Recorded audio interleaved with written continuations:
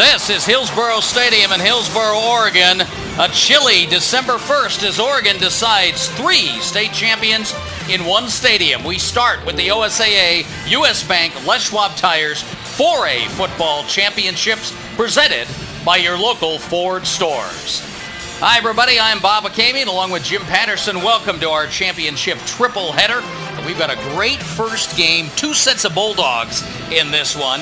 The Baker Bulldogs, who of course have been here before, won a state championship in 2010. For North Bend, a whole new experience. The Bulldogs with a lot of tradition trying to win their first ever state championship. Well, Bob, they've never made it past the quarterfinals, so North Bend is very excited. The community is very excited. They've got a great turnout, and this should be quite a football game. You know, that first time in a big game, it's always a lot of fun. And let's start with the Baker Bulldogs, famous for ground-pounding football, solid defense. They've got a little more versatility this year, and an attack based with a quarterback who's also a very good defensive player. And we're going to talk about both these quarterbacks, in fact, on both sides of the football. But let's start with Baker, and of course their signal caller who throws as well as he runs the football, and that is Braden Phillips. Braden Phillips, 302 yards of rushing or passing last week in their playoff win, and his favorite target is Dane Bachman, over 1,400 yards of receiving. Those two young guys are going to play a big role in today's game for the Bulldogs of Baker. And North Bend Bulldogs, they love to keep their best players in the game, both offensively and defensively. This is Hamilton Metesky, the quarterback.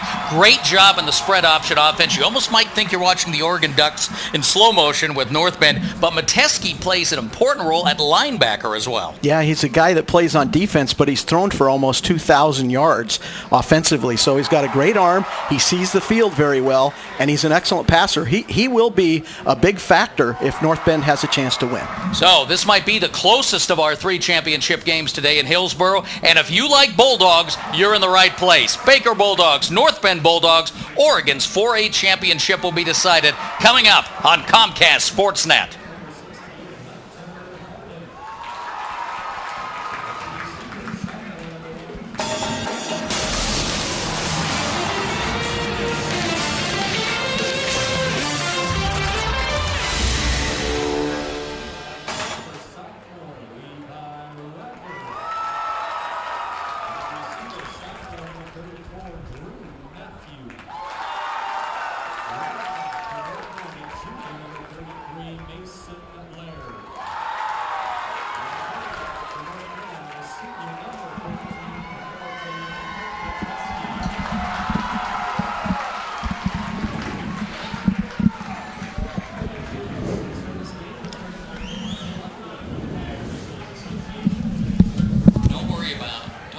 Stage managing. Just worry about the audio. Yeah, but turn my mic on. You don't want to be on that. No, I don't. I just want.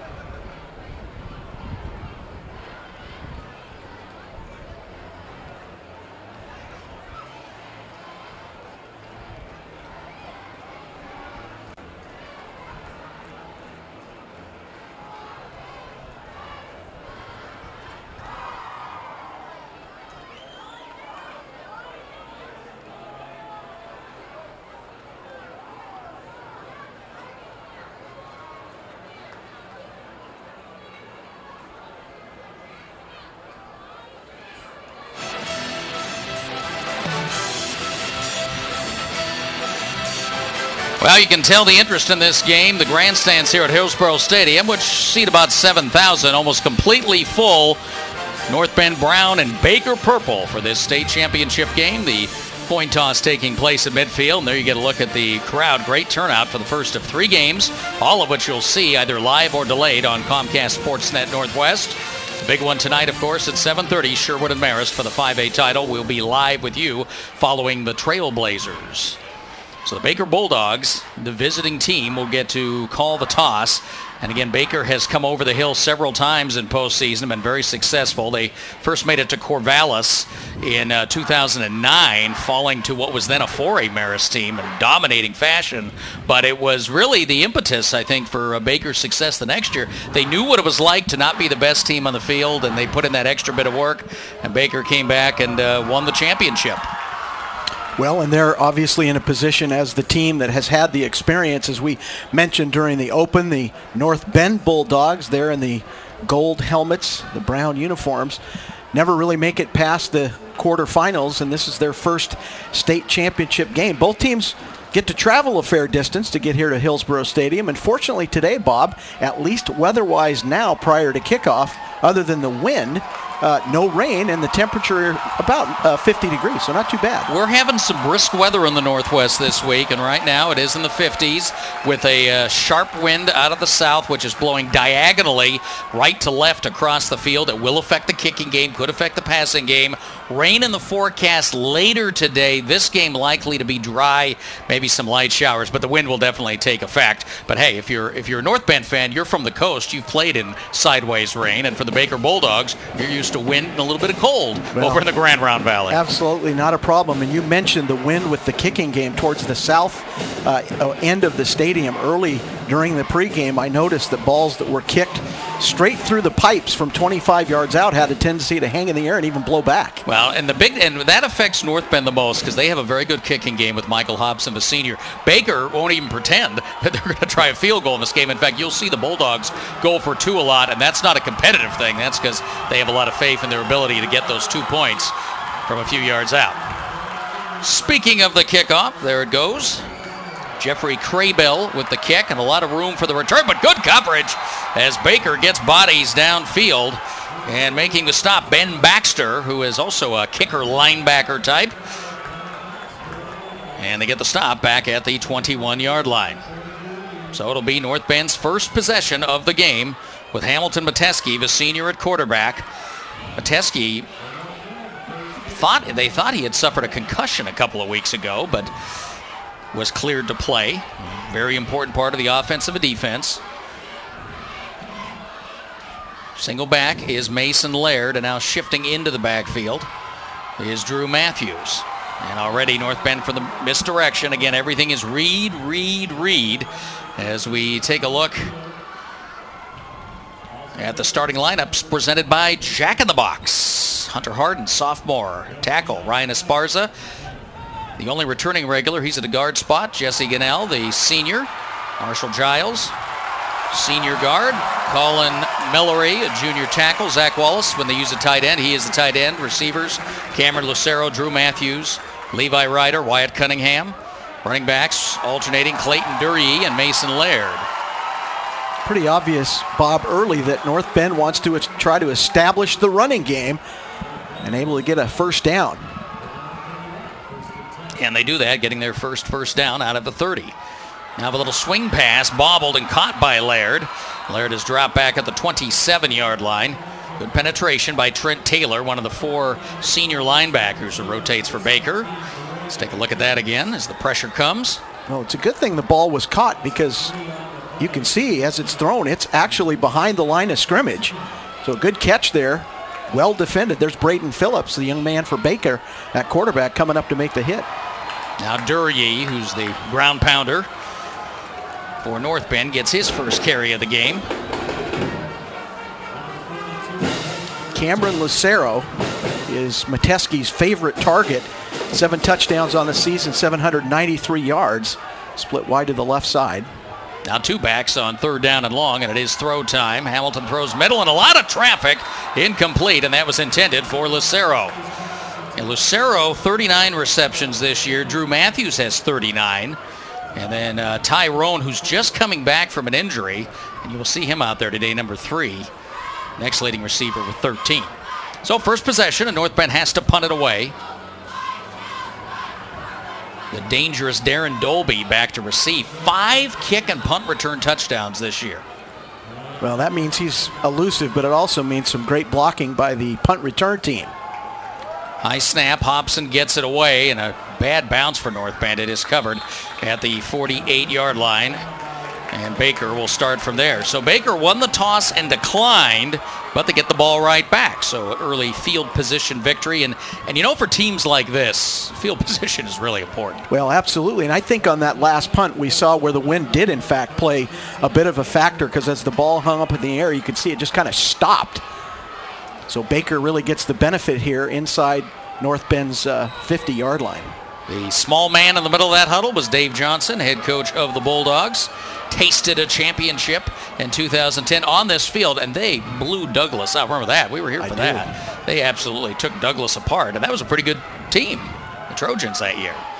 And here's your quarterback for the very first time in the game. It's Braden Phillips, the senior, 6'4", 200 pounds. Hands off, little stretch with Baxter. Baxter down inside the 45. So starting from the 47 of North Bend, Baker looks to establish, working the edge. Well, the back end for North Bend, the defensive secondary, including Zach Hawk, who came up and made that tackle, they're going to be busy this afternoon. Baker wants to establish a running game, but that's just so that they can run play action and really air things out. They love to throw the football. Starting lineups are presented by Jack in the Box. Zach Shively, Jordan Osborne, Danny O'Neill, Grayson Swiger, Tyson Watson, all senior offensive line, and they're big, especially for this level. That pass is incomplete for Dolby, who chases after it just in case, but that appeared to be a forward pass all the way. Dolby, Dan Stinson, and Dane Bachman, the receivers. Lucas Huggins, the tight end, 6'1" junior. Braden Phillips, as we said, the quarterback, and Ben Baxter alternating with Trent Taylor. Taylor actually played most of the year, and now Baxter back in that starting role, but they'll both see action.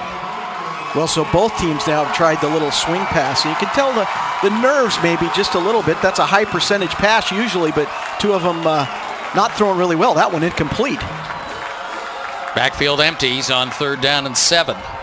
Phillips with time. Left-hander rolling to the right. Late flag. So that's why he had so much time. He gets close to the first down, but this will come back. Well, the late flag, as you mentioned, Bob, and it's in the area where the umpire more than likely saw a hold from the interior line of the Bulldogs of Baker. Going to have to get used to saying Bulldogs and then the team. Paul Bish, our referee from the Mid-Columbia Association, signaling holding as expected. Listen to his call here. Holding, offense, 10-yard penalty, spot of the foul. Repeat, 3rd down. The good news is in high school football, they don't call your number, so nobody really knows who did it. Of course, if you look long enough, you'll figure it out on the video. So now we'll see what Baker does on 3rd and a lot, 3rd and 18.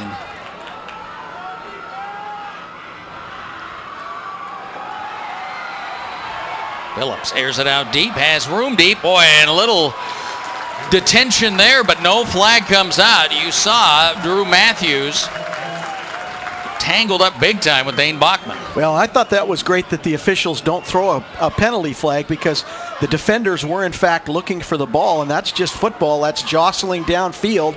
There was contact, but nothing that would be considered pass interference. So it'll be back-to-back punts to open the game, and Bachman, who does a little bit of everything, returns kicks, does the punting and the kicking.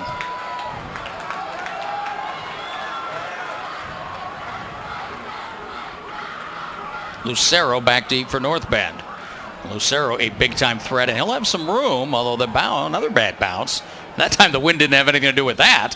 But North Bend will get it back where they had it last time at about their own 20-yard line. We'll step aside, 9:14 to go. First quarter of Oregon's 4A championship game. No score between Baker and North Bend on Comcast Sportsnet.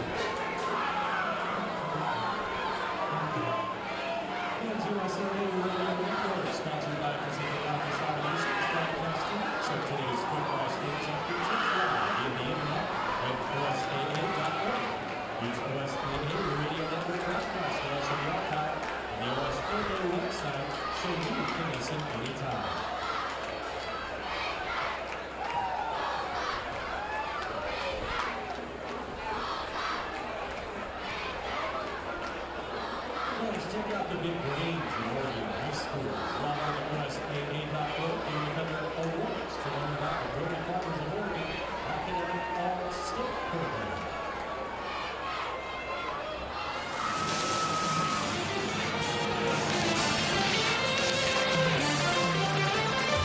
Well, these teams had the ball once. North Bend and Baker, Oregon's 4A championship game, presented by your local Ford stores. Bob Akamian and Jim Patterson with you from Hillsboro Stadium.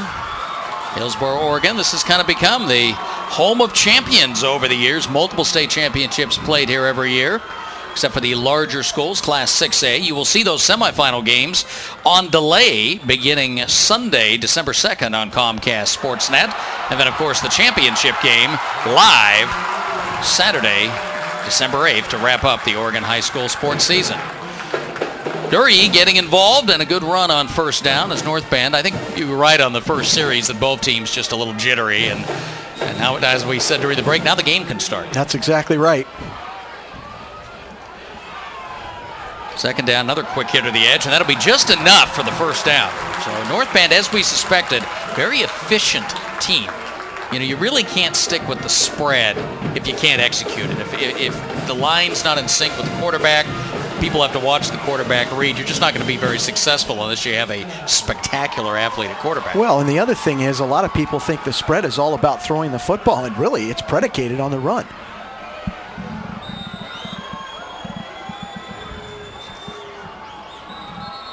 Flags. This will be the first North Bend penalty, second penalty of the game.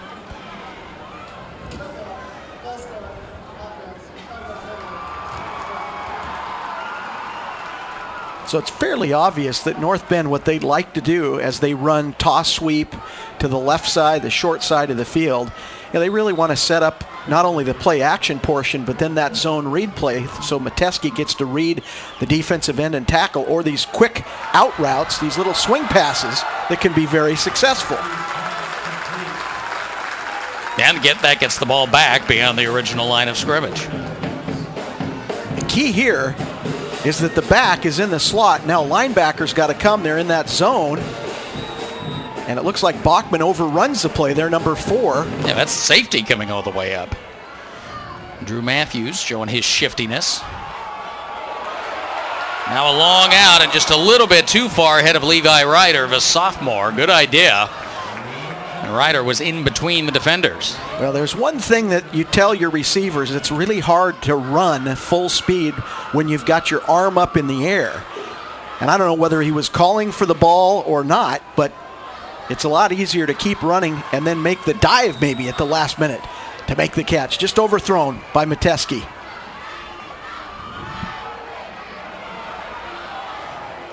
That one is thrown short and very dangerous right in front of Braden Phillips. So there's your quarterback playing linebacker. Both these quarterbacks again playing out on the edge. Phillips, a traditional outside backer, and of course Metesky playing what is known as a hawk position, also a rover. And interesting too, Bob, because in the first series they pick up the first down on 3 consecutive running plays, and then all of a sudden they go to the air, and now it's 3 and out, and now a bad snap.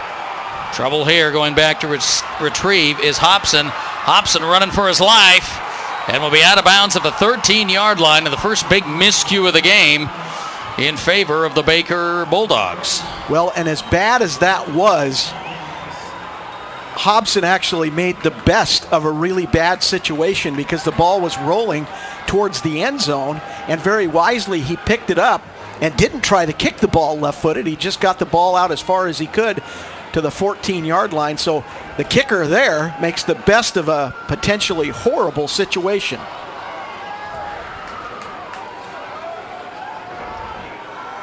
So here's the North Bend defense within the red zone, defending at the 14-yard line. They've only given up 8 rushing touchdowns all year. They got their work cut out for them here.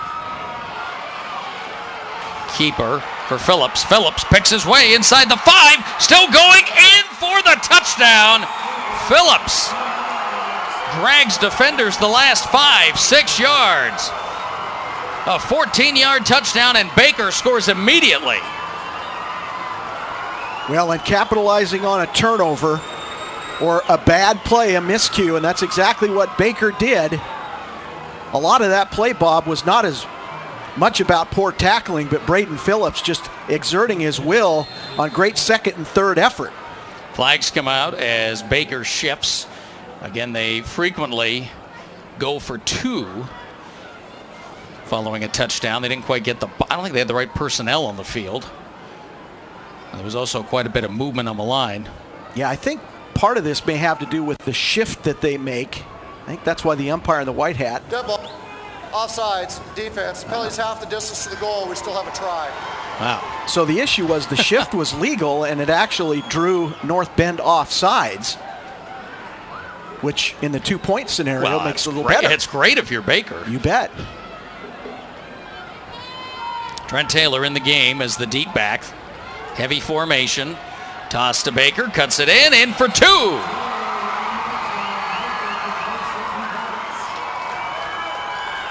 So the Baker Bulldogs maximize their position. Following the turnover, they score in 1 play, 14 yards, and it took 9 whole seconds. Well, just an easy off-tackle play, but here's the touchdown, and look at Phillips weave his way through traffic. He's going to get hit. Now this is really just, look at him, keep the legs driving. He breaks that tackle, and now he's just going to use that extra leg power to get himself in the end zone. So not as much about bad tackling as just a great run by Phillips.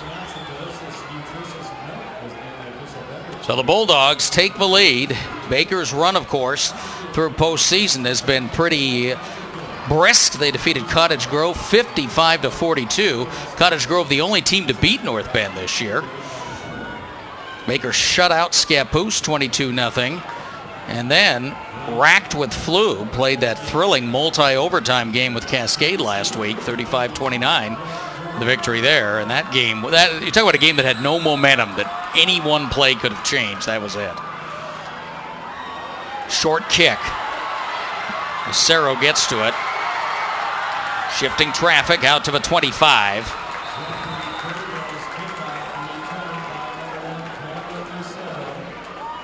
I really think that for this possession for North Bend, get into the rhythm. It seems like the flow of the offense just has not been what they want as they run the ball a couple times and then they throw the ball downfield after making first down. So they need to really kind of settle in here. Again, they've not made it to this game ever. Never made it past the quarterfinals. So I'm guessing there's a little bit of nerve and a little tension, but fellas just need to settle in and execute. They've got a good football team and a really good quarterback in Metesky. Metesky with the keeper. Good sell on the handoff, but he's brought down. This gives us a chance to introduce the Baker Bulldog defense. Lineup brought to you by Jack in the Box as we look at the replay. Lucas Huggins, Danny O'Neill, Zach Cook, and Jake Gammon. Just a great job by Baker's defensive line to stay disciplined there. Those 4, and then the linebackers, Braden Phillips, Tyler Talbot, Mason Klein, DBs, Darren Dolby, Dane Bachman, Thomas Hamilton, and Ben Baxter. And more whistles. Boy, we've had plenty of whistles and flags already in this first half of the first quarter. I'm not so sure this isn't a timeout by North Bend because it is. North Bend, they're first. Did not have the right people on the field. Well, Coach Gary Prince wants to get things straight early on. North Bend takes a timeout. They trail the Baker Bulldogs 8-0. It's Oregon's 4A football championship on Comcast Sportsnet.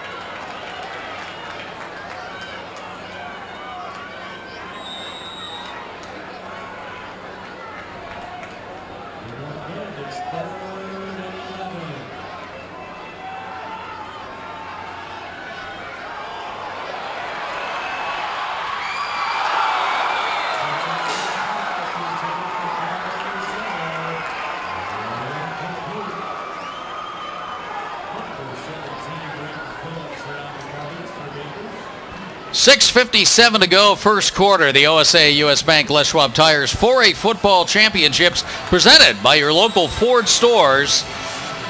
North Bend couldn't wait to come out of that timeout, threw a couple of incomplete passes, and now it's fourth down and punt time.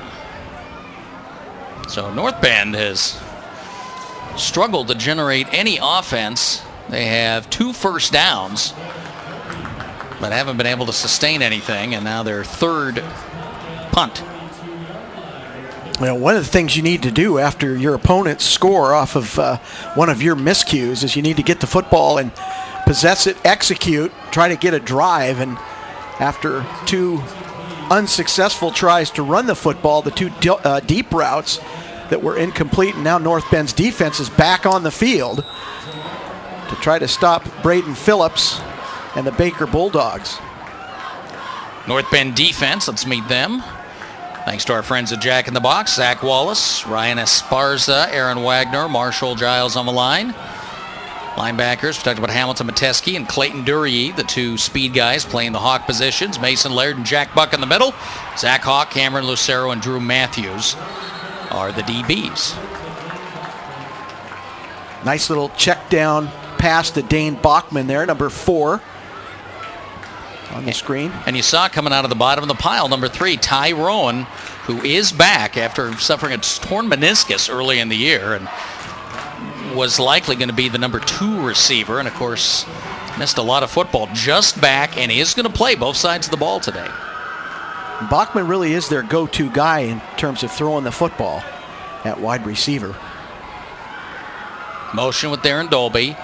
He's the extra blocker. Hand off to Baxter. Baxter trying to turn the corner at midfield. Does, but that was strung out very well by Hawk. Well, defensively, North Bend wants to try to hold the edge, and you'll see as the little sweep play, it actually starts inside off the tackle, and now as he comes outside. But look at those defenders keeping that outside shoulder free, and then it's just pursuit to the football. All those brown jerseys, that's a great job by the North Bend defense. I think that's been the sharpest part of North Bend's game so far. They've got a lot of bodies to the football. Clearly, they've got a philosophy. They want 11 hats on the ball at all times. Baker's got the ball into North Bend territory again.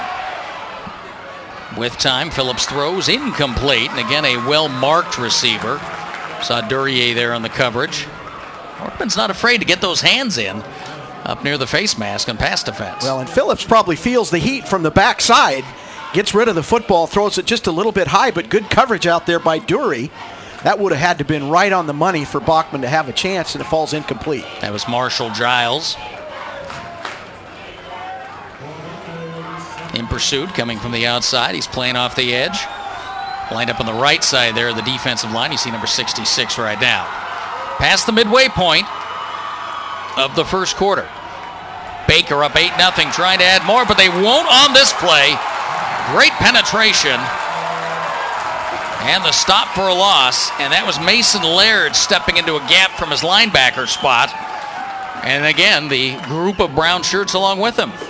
Now, Mason Laird, the Far West League defensive MVP. This is exactly what you want. Look, as he comes off, he fights off a blocker, gets into the backfield, and really messes things up. And then again, look at all the helmets to the ball. And he was being blocked by Dolby first. The back, he shucked him and still made the play, causing lost yardage. Loss of 3. 3rd down and 13. Boy, good answer by North Bend so far to force this 3rd and long. Phillips in trouble. And going down for a big loss back inside his own 40. And again, not 1, not 2, but 3 brown shirts there. Ty Rowan was first, but then more help arrived to put him away. Well, and you can see Phillips trying to shake it off. Boy, North Bend really bringing the heat, and that's something they've done successfully all season, Bob. They call them the sack masters, and it's not just really one guy, it's a whole group. High snap for the punt by Bachman. That'll sail with the wind and take a Baker bounce out of bounds down at the 19-yard line. So once again, North Bend stuck back in the hole with 4:23 remaining in the first quarter.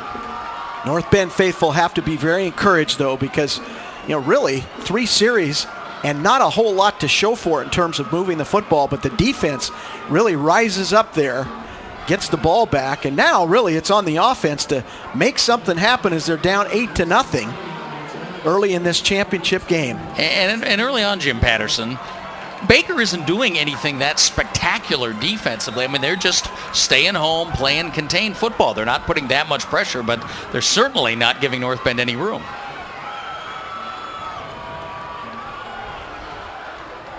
And case in point, North Bend tries the middle. Now, frankly, when you run between the tackles, tremendous advantage for Baker when you start talking about Osborne, 6'2", 320. Yeah, it's just the physical size. You can just see that the defensive front had such a good push. They're not only big and physical, but they're very quick. So the middle of the field is going to be tough sledding for yardage. Tyler Tolbert made that play. He's 6 foot, 200 pounds. Another little swing pass is incomplete. See, this is, and again, I think if you're North Bend, this is correctable stuff that's going on. This is timing. Yep. You know, you're going to have to use more of the edge against Baker, but you know, you're not seeing things that tell you, oh my goodness, we're totally overmatched right now. Well, and if your defense continues to play like they did on that last series, they'll be in the game. I thought that was a big stand for North Bend. There's Lucero over the middle, and the first big play of the game for the North Bend Bulldogs. First down out to the 36. 17-yard gain. Well, and just a little inside release on the slant play, and Lucero ran a great route as he beats the corner. Look at Mateski, stands in there nice and tall and delivers a strike right on the money. And Lucero doing a great job to concentrate and bring it in. Move the chains, first down North Bend. North Bend only had 2 passing yards previous to that play. Now Mateski up over the 40 and close to the first down. There's the best 2 offensive plays back-to-back. Well, and that's exactly what they want to do. It's just execution. He looks right. I think that was a called quarterback delay or draw play the whole way. And Mateski just does a great job of running north to south. And here he goes again. Straight ahead, first down to the 50. Now Mateski, a couple of positive yardage plays. He only had -1 rushing up to this series. So this is now the balance North Bend wants. Well, and Bob, as you mentioned, the plays where they've been successful are outside the tackles. They've got to get outside, attack the perimeter, stay away from those big physical guys inside for that Baker defense, and get your athletes one-on-one in space. They're out to the edge. That's a bit too far, but again, a good idea. Put some pressure. Dolby coming up from his corner there defensively. That is such a hard throw for a right-hander to make as he rolls left out of the pocket to throw a ball on a rope to a guy running an out route to the left side. That's a tough throw. Got to get the shoulder square or the ball sails. And consequently, Phillips has the same problem as a lefty, rolling right. Nothing doing there, and a flag comes in. That might be face mask. Yeah, and of course this begins the chess game of, okay, if you don't think you can run between the tackles and you go away from that, does Baker have to adjust and maybe go to a 3-man line? I mean, they're your by the book 4-3 cover 2 defense. You know, do you end up bringing in the extra linebacker and dropping somebody? Holding on the offense. That penalty is declined. Third down. Paul Bish, again, our referee from the Mid-Columbia Association. I think that says something about what the Baker coaching staff thinks of their defense. They decline a 10-yard penalty just to make it 3rd and 11. I think this is a great break for North Bend, actually. Mateski throws middle, has a man, but knocked away at the last second. Thomas Hamilton, the sophomore, knocks it away. Well, Mateski, no pressure really. He's just waiting to see the wide receiver break open, and right at the last minute, it's a nice Thomas ball, gets too. his hand up and knocks the ball away. And that was all about Bob reacting to what the receiver did because he didn't really even see the ball coming. 4 possessions, 4 punts for North Bend. Watch the up man here. They're in that spot on the field, but they will kick it. Hobson gets it away. Dolby to the 30 and brought down there.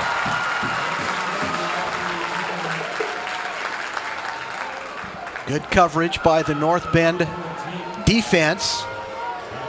And so now it's really their job to rise up again, as they did last series. Really becomes a battle of field position.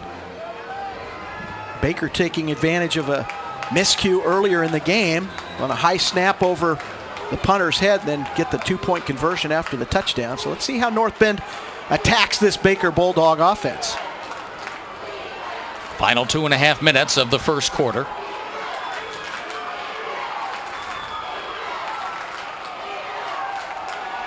On the stretch with Baxter. But good penetration. North Bend doesn't wait for you at the edge either. They come splashing through there. I tell you, I like this Bulldog defense so far. Well, and Clayton Dury, number 42, is a guy that just gets rid of a blocker. You'll see him come into the picture here. There's Dury. Really forced the play Stop outside. the play by pushing the blocker back. Exactly right. See, that's a play. He doesn't get a tackle officially, but he made the play. Absolutely. You want to string them out so those linebackers in your corners can fly up and make a tackle.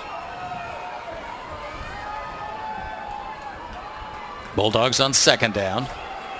Counter action now with Dolby. Nothing there. Nice job on defense by Mason Laird. Really just kind of staying in his area of responsibility as they ran that counter play. But Laird, number 33, right there, the big fella, he wasn't fooled one bit.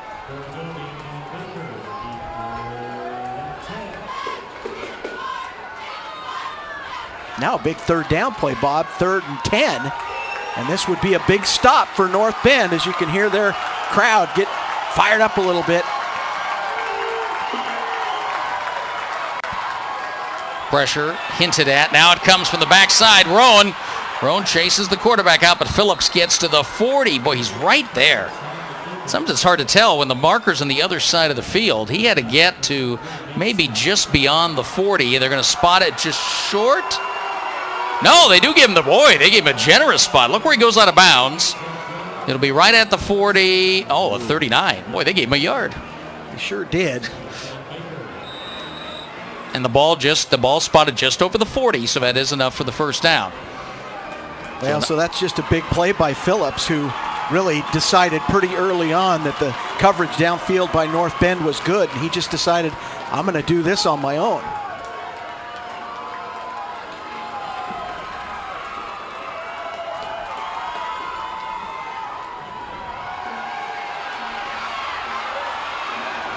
More pressure on Phillips, continues to evade, but dragged out of bounds by Jake Buck.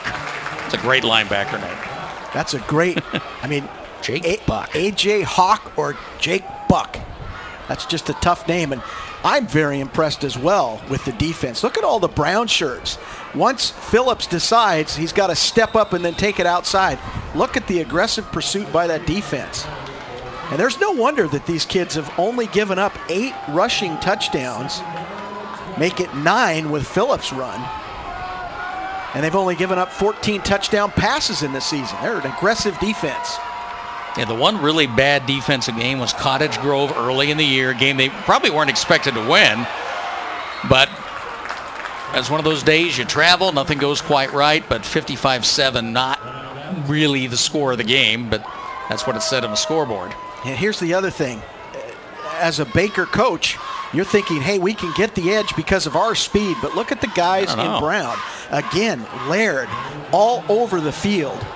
And again, he was the Far West League MVP defensively as a junior. He's quite a football player. Dave Johnson, coach of Baker, sends a play in with Dan Stinson, the senior. Stinson will line up wide to the left. 3rd down and 12. Baker losing some of that early momentum here. Well, I think you mentioned it, Bob. You know, teams settle in to the game once you get past that kickoff and first couple series. Screen pass. This is going to go for some, but not enough. Breaking tackles, Ben Baxter, but eventually brought down out near midfield. And a likely punt coming up for Baker. Clayton Dury makes the initial hit.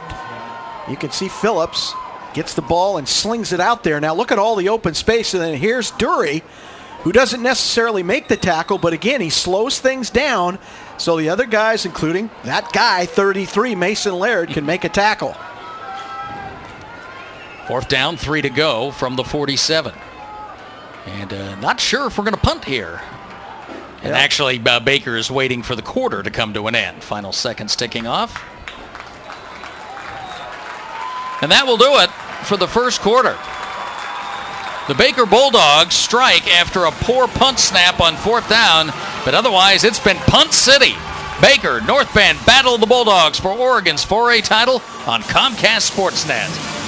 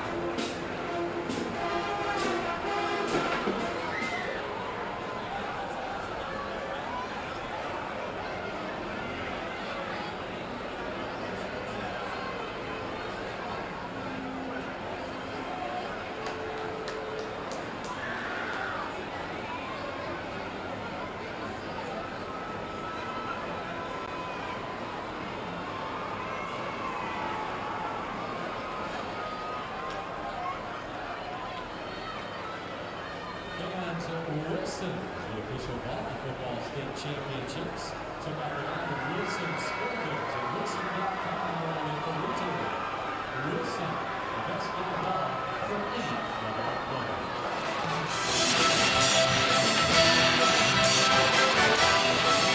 Hey, who's home in Baker today? Looks like everyone's here for Championship Saturday. The Baker Bulldogs, the North Bend Bulldogs, the OSAA US Bank, Les Schwab Tires 4A Football Championships presented by your local Ford stores on Comcast Sportsnet. Great to have you with us, Bob Akemi and Jim Patterson and all of our best friends wearing purple and brown. This has been a mud wrestling bout so far. As we take a look at the first quarter stats presented by your local Ford stores. 4 first downs for North Bend to 3 for Baker. Rushing yardage, 14 for North Bend, 15 for Baker. And passing yards, 23 for North Bend, 17 for Baker. 2 penalties on North Bend, 1 on the Baker Bulldogs. So if you came here for offense, stick around. We just haven't got it out of the can yet. We're getting around to it. And one of the things that both teams are going to need to do is eliminate these penalties. Dead ball. False start on the offense. 5-yard penalty. Still 4th down.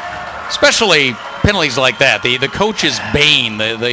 You always wonder in your 13th, 14th game of the season, why are we having false start penalties? Well, and what's worse is they take the break at the quarter to talk about exactly the play they want to run on 4th down and short. And then to do that, wow. So Baker will punt into the wind for the first time. And boy, you see the wind there holding it up. Punt by Bachman, and that's only about a 20. That's not even 20 yards net. That's a 58-degree wedge with bite on the green. Spin it back to the flag. You could see the ball just hang in the air. So definitely, if you're going to have to punt going towards the south, where the wind is really blowing in from the south to the north, that could have some impact here later in the game. And now, Bob, I think North Bend has just got to get some sort of continuity, something offensively where they, start to feel a little better about themselves, because it's just been basically a first down and then 4 and out. And they've been about 50-50. There's another flag. A little over-exuberance by Danny O'Neill, the senior. Yeah, I think Metesky may have gone with a hard count and drawn an offside here. Offsides, defense, 5-yard penalty. That is it. Now, you look at the play calling in the first quarter, 12 running plays for North Bend and 10 passes. So that's about what they want to do. They're only 2 for 10 passing. Baker, 10 runs and only 5 passes. And I think if I'm Baker, I think I want to go back to testing the defense a little more. I think they got a little conservative running the football after scoring the touchdown. Nice little job there by Lucero on the fly sweep. You'll see number 1 come across the formation, little fly sweep action. The idea here is that the backside of that play, you really don't have to block anybody. Would be good, though, especially with defenders who can pursue like that. Over the middle, that is complete. Drew Matthews through the middle, cut back. Still on his feet with an angle. He'll finally be brought down at the 11-yard line. 36-yard gain for Matthews. Wow, and that just feels like such a quick strike. You come off the fly sweep, and then Metesky just throws an absolute dime. And look at the yak here. Yeah, very impressive. I mean, he eluded about 5 tacklers downfield, and now North Bend's in business. First trip to the red zone for the North Bend Bulldogs. And now there'll be another penalty. Ball start, offense, 5-yard penalty, still first down. And, you know, the officials really don't want to have to do this, but these penalties early in the game have been so obvious, you really don't have a choice. The jumps have been pretty blatant. Yeah. You do have to call them, or the encroachment. And I still kind of, I know they played all these games, but you know what? It is a little nerves, isn't it? Playing on this field in front of a crowd like this. Ball's loose on the handoff, but Metesky gets right back on it. And now another flag at the end of that. Well, again, it's the umpire, so that says to me he sees a hold or something like that, maybe a face mask. Metesky in the mesh with the back. That was a case where the back actually wanted to keep the ball off the zone read, and as Metesky tried to pull it out, he dropped the ball to the ground. Yeah, there we go. Well, that's free money for North Bend. Face mask, defense, 5 yards from the end of the run. It's still first down. Yeah, there really wasn't that much time that they could have actually caught somebody for a hold. That's why I thought maybe the face mask as quickly as Metesky was dropped to the turf.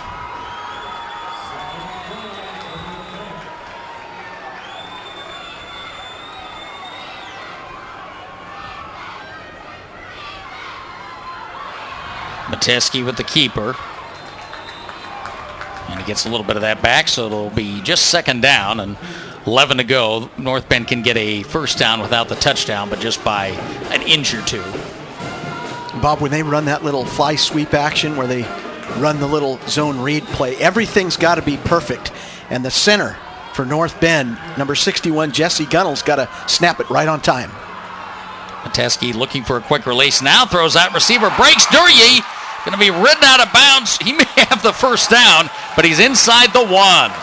Boy, you want to see a big-time catch by a back out of the backfield. What a catch by Duryea. And Metesky did a great job to read downfield. Look, he's looking middle of the field, and now all of a sudden he shifts to Duryea. Check this out. Nice catch. And then he tries to stretch it out to get to the pylon. Just up short. They mark him out at the 2, so it'll be third down and 1. Duryea, right side, inside the tackle. So now a fourth down decision to make. Well, I don't think there's really much of a decision here. You're down 8-0. I think you just want to line the football up and try to get a touchdown. I mean, at the very least, your defense has now put Baker in really bad field position if you don't get it.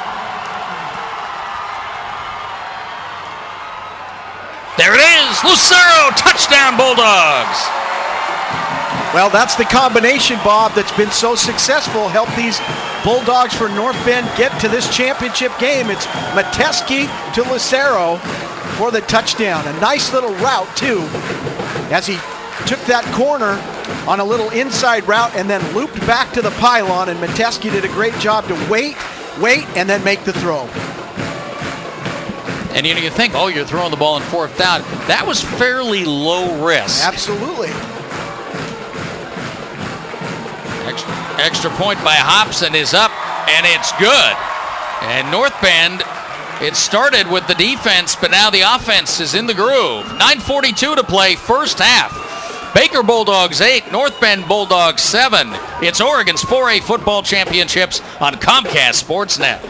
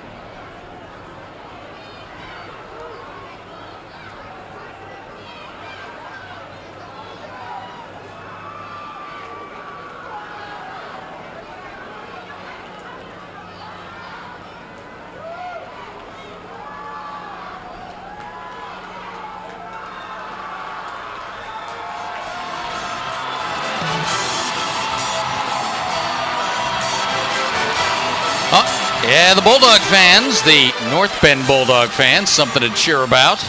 On the board with 9:42 to go in the first half. Now 8-7 in favor of Baker. Let's take a look at the scoring drive numbers brought to you by your local Ford stores.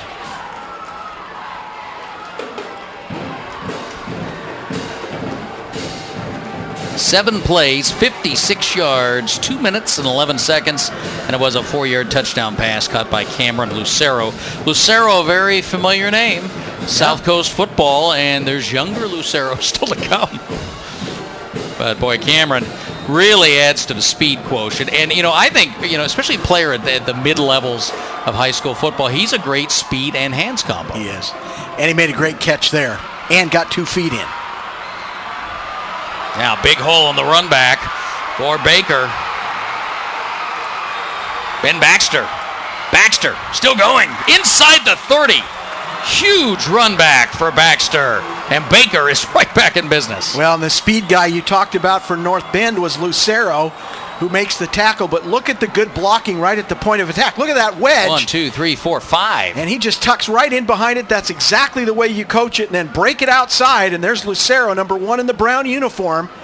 The guy who caught the touchdown pass for North Bend, making the touchdown-saving tackle.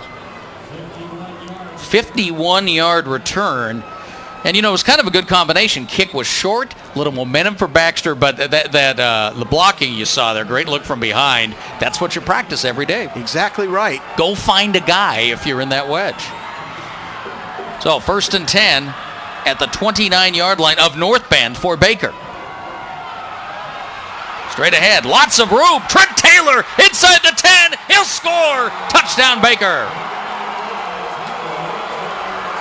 Well, and there was nothing fancy there, Bob. That's power football. And you could see the big linemen shaking their fists and exhorting on their crowd because it was all done on the front line. He didn't really even get touched. And one of the biggest of the bigs, Tyler Watson, out there on the edge, was leading the way. 6'5", 250. Now, isn't it funny? That's what championship teams really do, is they answer after a score. Baker did a great job there, and they'll actually attempt the point after. Well, here. don't say this now. They haven't shifted yet.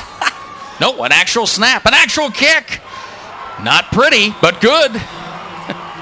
This is why Baker goes for 2 quite a bit. They just haven't quite been able to develop the kicking game. But Dave Johnson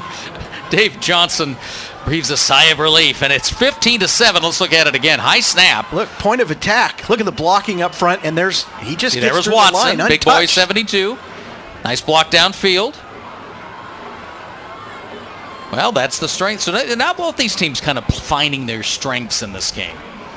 And Baker taking advantage of the kickoff return. Scoring in 1 play. This is your Northwest Ford Store scoring drive. 1 play, 29 yards, 8 seconds. That's efficient. Well, and how many times have you seen, Bob, over all the years you've called football games, after a big kickoff return, where the team that gets the big play turns right around and scores on the very next play? You almost catch the defense, you catch your opponent with their head down a little bit because they've just scored a touchdown, they're down 1, and then boom, they're down 15-7. So now it's North Bend's chance. I think you got to look at Gary Prince in there in the huddle in his 2nd year after being an assistant. North Bend, of course, has benefited tremendously from the reclassification and now being in the 4A ranks. The town just got smaller over the years, and all that tradition of North Bend and Marshfield head-to-head, Coos Bay and North Bend, the adjoining cities and school districts. They just had a hard time being competitive in the Midwestern League, in the largest classification in Oregon. And Marshfield dropped to 5A. North Bend ended up in 4A. And then there was some speculation the schools wouldn't play each other, which is almost heresy. And they've maintained the rivalry. And now it appears that Marshfield in the next reclassification will be headed for 4A. So that'll get these 2 schools back in the same league. And I think everybody's really looking forward to that. Well, and this year, Marshfield got beat by North Bend badly. 49-16. So I can see where Marshfield would be more than happy to be in the same league next year to get some payback. And having spent time in both of those schools and being around the administrators, some of the teachers, I mean, those are, considering what the economy has done to the South Coast, there's 2 school districts that are working really hard and doing a lot of great things for the kids. And you see it in the involvement, even in programs that aren't winning necessarily. But lately, North Bend's rebuilt their stadium. They have a video screen. They have turf there. I was thinking to myself, well, these teams are playing in a big venue today, but they're really not, because both Baker and North Bend have beautiful 2-sided stadiums. Full start, offense, 5-yard penalty, still first down. That will be the 4th penalty on North Bend. Baker has 4 as well. Well, that was a big one, too, because Metesky had Dury right down the middle of the field. All for nothing because of the penalty.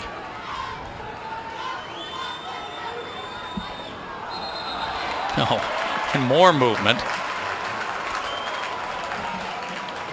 Danny O'Neill. I would guess that Hamilton Metesky's doing a pretty good job. Offsides, defense. With the hard count. Still first down. No doubt. I think that's the second or third offsides penalty that he's drawn from Baker. Danny O'Neill there, number 50, gets to go to the sideline and be an observer on this play after jumping offsides. So back to first down. All deflected away. Looked like Mason Klein got a paw on it. Wyatt Cunningham with a look of, I'm quite perplexed. Why did I not catch that ball? Looked like it went right through his hands, but defensively and in his defense, I think the defender may have gotten a hand up in front of him. Makes it a lot tougher catch. You've really got to stay concentrating on the ball. Now Metesky will run, but not far. Lucas Huggins, the junior defensive end, stepping up into that. Quarterback draw is an interesting play because you've got to let the defense come through a little bit, but you've got to maintain a block. And look, 3 guys just break to the football. Metesky had no chance. First guy in was Danny O'Neill. Young fellow who jumped off sides came off the end there.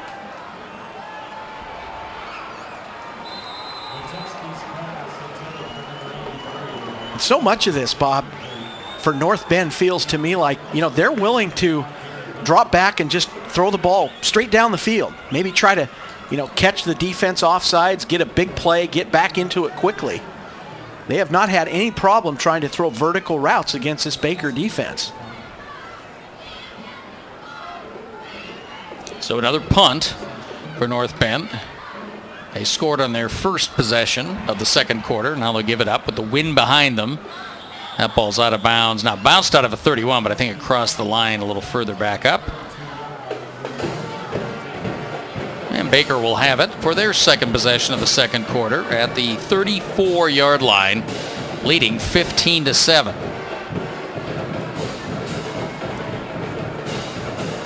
North Bend's defense here with an opportunity to get the ball back and really kind of change the momentum. They did that in the first quarter with a 3-and-out stand where they really bowed their neck and said, we're going to get this football back for the offense, but it's really important here, down 15-7. They get a stop on this series. Nearing the midway point of the second quarter. At halftime, Peter Weber, the Associate Executive Director of the Oregon School Activities Association, will be with us. Baker running to their strength on first down. Send Baxter up the middle. Nothing fancy here, just a straight dive play off the guard. Baxter does a nice job of just staying behind that offensive line.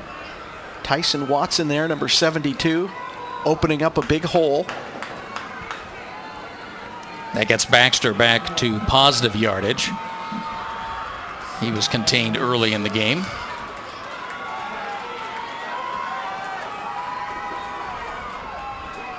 Single back, play action. Phillips rolling out. Pursuit, throws just out of the hands of the receiver on the sideline, up at midfield, throwing to Dane Bachman, who was on a stop route. And it looked like he was going to hang on and stay in bounds, too. Yeah, I think if he catches the football on the sideline, he makes the catch. Here's that difficulty, the lefty rolling to his right. Get those shoulders squared up. He does a pretty good job, throws it right on the button, and look at the toes right on the end line. If he catches it, I think they say that's a legal catch. Dane Yes. Bachman is their number one guy there, number 4. That's who they like to throw the ball to. Over 1,400 yards in receiving this year alone. Have a light rain shower now, dampening up things a little bit. Another flag, Bob. That'll be the 10th penalty total of the first half against these two teams. And the it's been pretty even. Dead ball. Ball. And it's 5-yard penalty. Still third down. And you can hear that wind in the microphone of our referee, Paul Bish.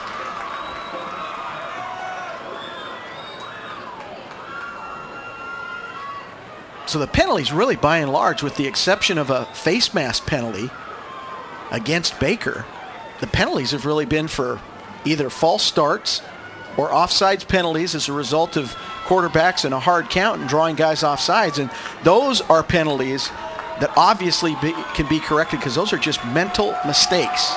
And I'm sure both coaches will talk to their players at halftime about just that. 3rd and 11. Baker doesn't want to give the ball back this quickly. There's the screen inside. Nicely done with Bachman.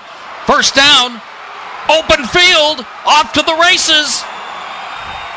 Touchdown, Baker Bulldogs. Or not. Is he out? Nope, he is in for the touchdown. One official waits for the other to signal.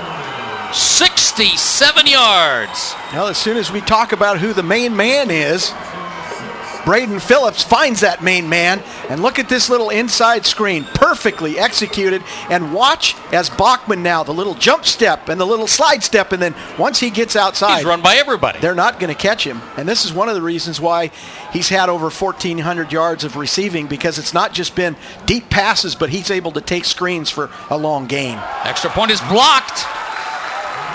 Mateski coming off the edge. Baker still up by 2 touchdowns. 7:31 to go in the first half. Baker 21, North Bend 7 on Comcast Sportsnet.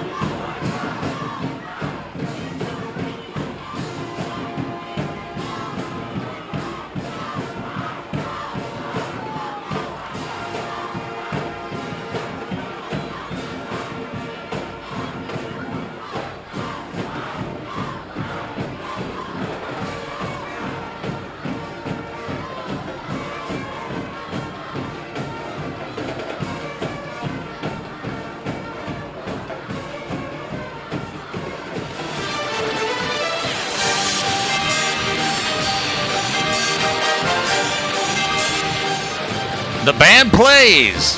Baker scores to go up 21-7. Your local Ford Stores drive.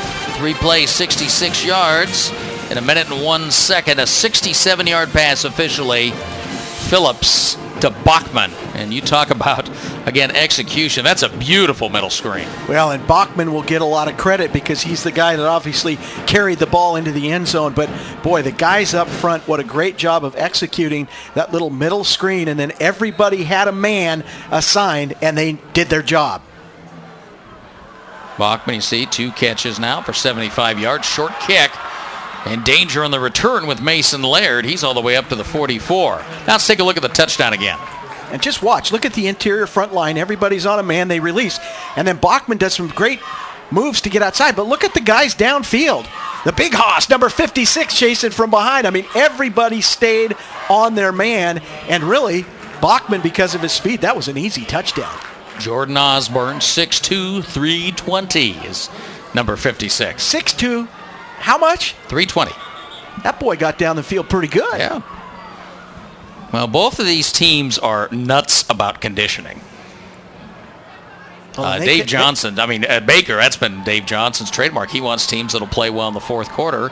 And Gary Prince said, frankly, that was one of the first things they wanted to do at North Bend was to improve their end-of-game performance. And it's paid off for both these teams. From behind, tackle made by Jake Raman. Raman just jumps on the back of the ball carrier. Raman made the tackle, but Trent Taylor's the guy that really forced Metesky inside. Little option look, but no room for Metesky. Now that's one thing we have not seen. And North Bend doesn't run a lot of option plays, but they definitely have not had their timing down to pitch that ball. Metesky's always better off, it seems, keeping it. Well, and now it looks like he's really just trying to find this little crease wherever it might be, and Baker's done such a great job up front of really controlling the line of scrimmage. Teskey will throw deep middle, in and out of the hands of Lucero in coverage, but that ball was definitely catchable. Well, and they got 3 guys on him. You don't think this is a guy they want to stop from catching the football? Lucero releases from the inside right there on the slot route. Look at 3 guys around Lucero. I think he probably felt the pressure just a little bit there.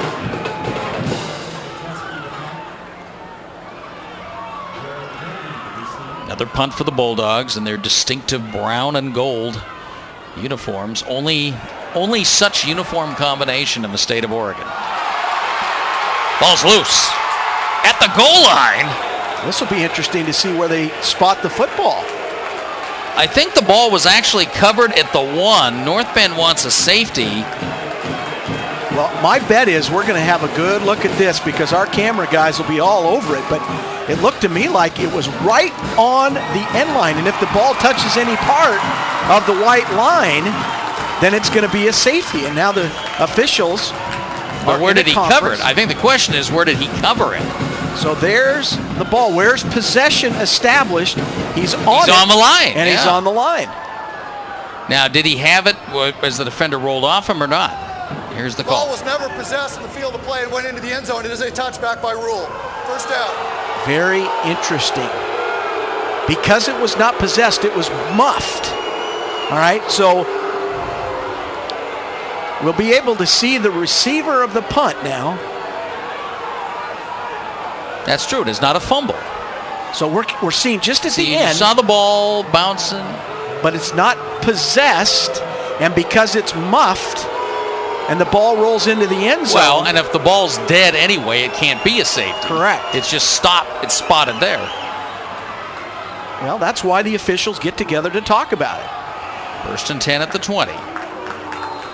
Now, if you're a North Bend fan, to heck with the rules. We think it's a safety. And you could tell that the crowd was not real happy about that. But the officiating crew did a great job of getting together to talk about, all right, what exactly occurred during the play? And I think they got it right. This is a Mid-Columbia Association crew working this game. So these are guys that work games at Hermiston, Pilot Rock, Heppner. And, this is a big game for officials too, Bob. Really kind of a reward for great work being done by these crews all season long.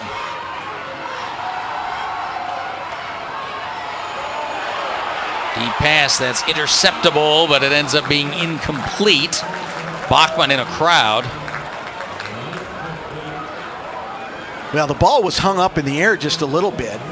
And here's the issue I've got. Boy, if you've got 4 guys around the football, how is it that Dane Bachman has any chance of catching the ball? Look, there'll be 4 guys around the ball. How is it that he almost makes the catch? He still was in the best position. Well, and the other part of that is you teach and coach your receivers. Catch the ball at its highest point. And quite frankly, he jumped up and tried to catch it at the highest point. The defensive backs did not.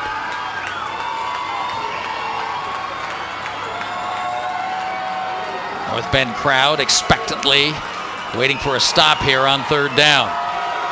Baker at their own 24. Here comes the pressure. Good time. Caught out of bounds. Good idea, but Stinson forced out of bounds. Really didn't have a chance to stay in. And now Baker will have to give it up from deep in their own territory. And wouldn't be surprised to see North Bend bring everybody.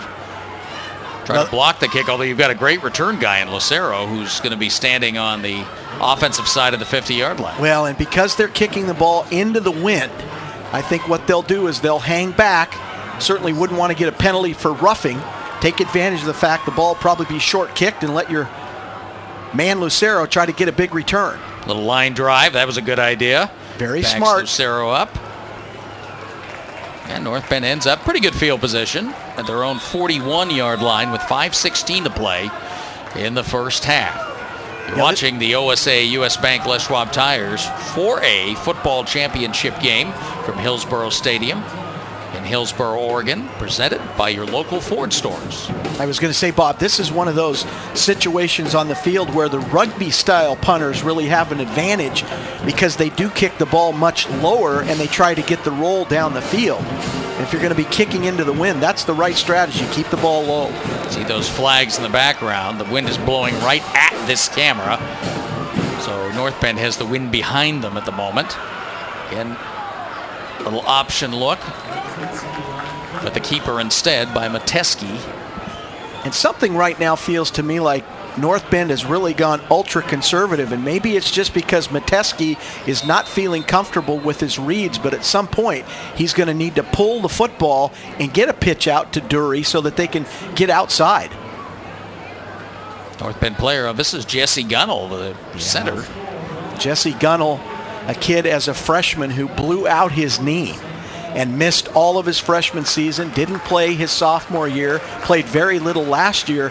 He really is the anchor for their offensive line, which they've had challenges with all year, and I'm sure they want to see Gunnell back in the lineup. Yeah, if there's anybody that North Bend fans don't want to see have to come out of a game aching, it's Gunnell. And again, only one returning regular, and that's Esparza, the guard. So this line has come together rather nicely. There's that pitch. Oh, it's a reverse. Lucero ran behind the defender. And Baker will finally put it away. That play almost looked as if the pitch was going to go to the defender. That had danger written all over it, and Lucero really did a great job just to get what he got, which was only about a 1-yard loss. And you can feel North Bend sensing that they need to make something happen, and so they're going to try to pop a big play. Big third down here. 3rd and 11. Mateski for Lucero with separation, but he can't get to it. Down to the 23-yard line. That has got to be, Bob, at least the 5th time that on a 3rd and long, they just decide we're going to try to outrun you. This is a simple 3-step drop. The ball just gets hung up in the air, and the idea here is Lucero run underneath it. The ball was just a little bit overthrown, but, you know, they keep doing that. It's kind of like shooting three-pointers. They're going to get one. And that's the guy who's going to do it because he's proven he can separate from the defender. Well, North Bend will punt with the wind. You know, even though Baker has this lead, you don't feel like the Baker Bulldogs are in control of this game, and I think there's a little urgency with North Bend. It's like we punch our way back into this. And obviously there's plenty of time left in the game. North Bend calling the timeout with 4 minutes and change to go in the first half and a 21-7 lead. We'll talk with the OSA's Peter Weber at halftime. This time of year, we're of course wrapping up the fall, the final 2 weeks of fall sports. In fact, now, just like college sports, there's the overlap. Already regular season games and basketball being played this week. You know, let's go back to what you talked about the feel in terms of Baker and where they're at. You know, they take advantage of a miscue on a high snap, score from inside the 10-yard line. Then they get a long kickoff return of over 50 yards. One play after that, boom, they score. And then the last touchdown on that little inside screen where Bachman goes the distance, I mean, that's really the one play that's felt like it's really put them out. But the other two, you know, I agree with you. It doesn't feel like Baker is out of reach yet, but North Bend is definitely going to have to do something defensively, and offensively, they've really got to get that offensive machine rolling. So the timeout called before the punt. 2 timeouts remaining for each team in the first half.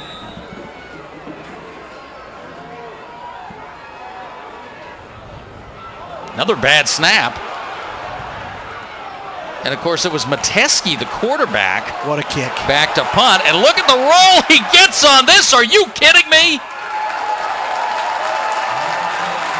That's a 51-yard punt by the quarterback, who's not the regular punter, on a bad snap. Yeah. You know what? That is reminiscent of a game a couple years ago in the 2010 championship. The Sherwood game, something similar where the ball gets airmailed over the punter, who runs back and chases it and kicks the ball 60 yards. I mean, what are the chances, and what a great time for North Bend to get the benefit of a big break, because that's the second snap that's gone the wrong way. And Metesky, I got to say, what great poise to pick the ball up and then get off a perfect spiral that rolls inside the 10-yard line down at the 8. Baker Bulldogs from their 9. They lead 21-7. North Bend showing some blitz. Deep handoff going nowhere. There comes the penetration. That's Jake Buck, number 44, that outside backer. Called that number already today. Look at him. He just shoots the gap. Lineman tries to chip block him, and that doesn't work. And what a great job. He goes low on the running back, which is what you've got to do. And a nice tackle by Jake Buck. And Bob, this is exactly what North Bend needs to do. I mean, you know, you've got to pin your ears back, and you've got to start putting pressure, taking some chances defensively. A big play here could really help them out. 2nd down and 11. Dolby in motion. Play action. This time rolling to his left. Plenty of room. We got a flag. But there's going to be a holding penalty on Baker that'll back the ball up inside the 5-yard line. Well, and that penalty was so obvious that even the North Bend crowd reacted right away. Metesky was the guy who actually was the man who was involved in the penalty for North Bend, so he was either held or blocked in the back.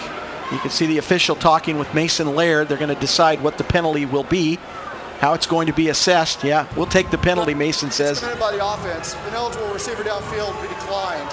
Holding on the offense. Half the distance to the goal for the spot of the foul. Repeat 2nd down. Mason Laird telling our referee Paul Bish, good job. Yeah, nice job. You're doing a great job, ref.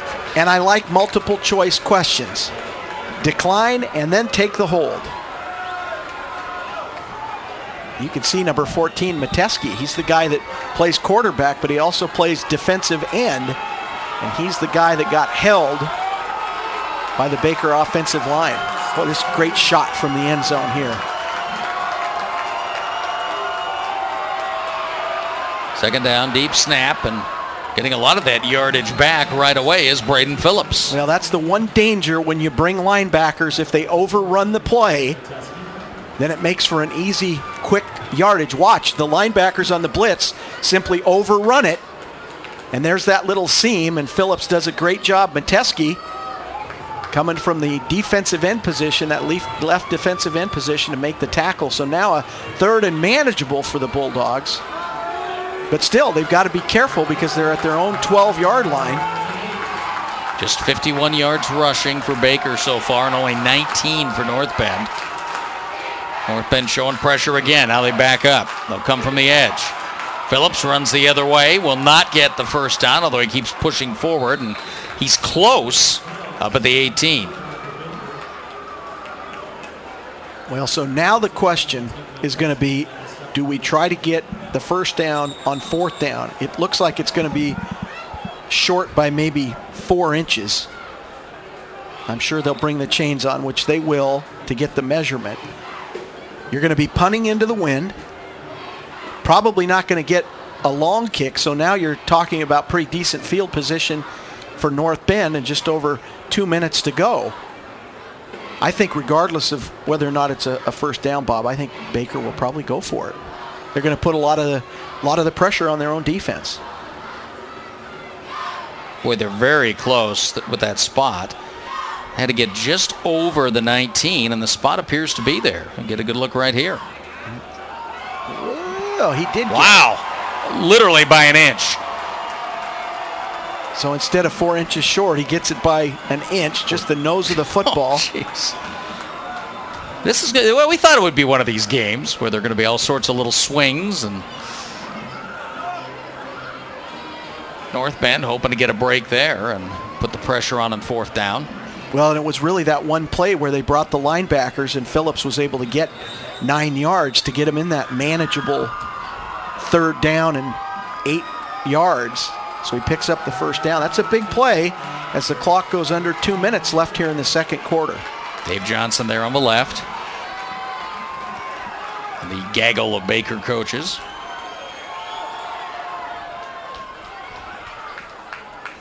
What, Bulldogs would be a litter of Bulldogs. Yes.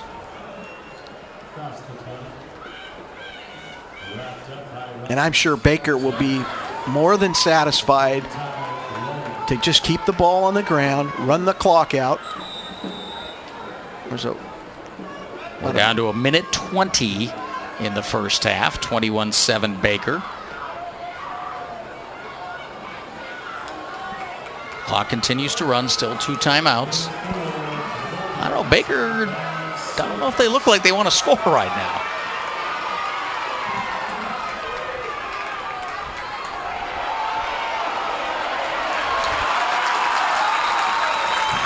Taking some time off the clock. Now, if you're North Bend, do you take a timeout? Yeah, I think they just did.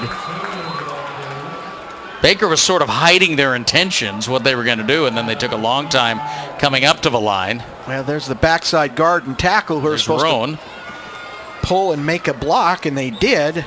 Jordan Osborne, number 56 there, just missed his guy. North Bend, they're 2nd of the half. So North Bend takes the timeout now with 49 seconds left on the clock, and they're down 21-7. And now you've got a chance to get the ball back. It's 3rd and long. You can take a timeout before the punt if Baker chooses to keep the ball in the middle of the field. So you're going to get an opportunity, and obviously you want to get the ball probably in Lucero's hands at some point on the punt return and get the ball up in the air. So North Bend would love to get one here. Well, and we're live in the huddle as the coaches are talking about strategy, and quite emphatically, I might add. Coach Johnson really sending a message about the importance of this next play on 3rd down. Well, this Baker team, obviously, being for a 4A school, being at the outer limits of the state of Oregon on an I-84, they have to travel extensively, especially in postseason. They've had some long trips the past few years. Their championship year of 2010 and the prior year, 2009, when they lost to Marist. So you got to be tough to be a Baker Bulldog. What is it, 316 miles just to it is get from my here? house. I go there every year for the Shrine Game. And that's about exactly what it is, in fact, from Tigard, 316 miles. Yeah, but those are 316 miles that you have no problem making the trip if you're playing for a championship. They're going to reset the clock now. They're going to kick the clock back up to 53 seconds. So this is a big play in the first half. This is going to be big on 3rd down because this is going to dictate whether or not North Bend might get the ball back and get a shot at the end zone.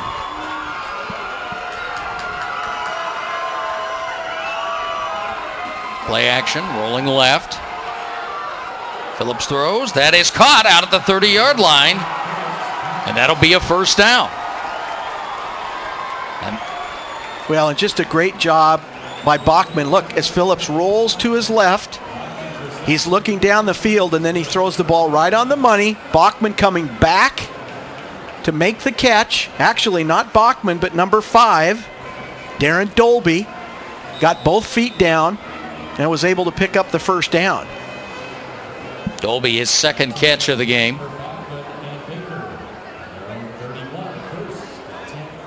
First down at the 31, 45 seconds left. So I think Baker's still playing things a little close to the vest here. Are we going to try to hit one, or are we just going to let that clock go with the 2 touchdown lead? And remember, Baker gets the ball first to start the second half, so they'd love to go off at 21-7. Yeah, a little chippiness there in the pile as guys unload. Mason Laird explaining to the official he was just reminding the Baker lineman, hey, I'm here. And the biggest lineman there, Osborne, took offense. And both teams now seem content to let the clock run. We're down to 15 seconds.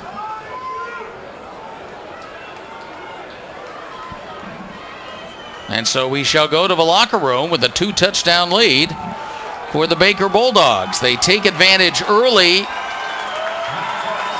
of a miscue. And then lately, a big play. Bachman, the 67-yard touchdown reception. Halftime at Hillsboro Stadium. The OSAA U.S. Bank Les Schwab Tires 4A Football Championships presented by your local Ford stores. Baker 21, North Bend 7 on Comcast Sportsnet.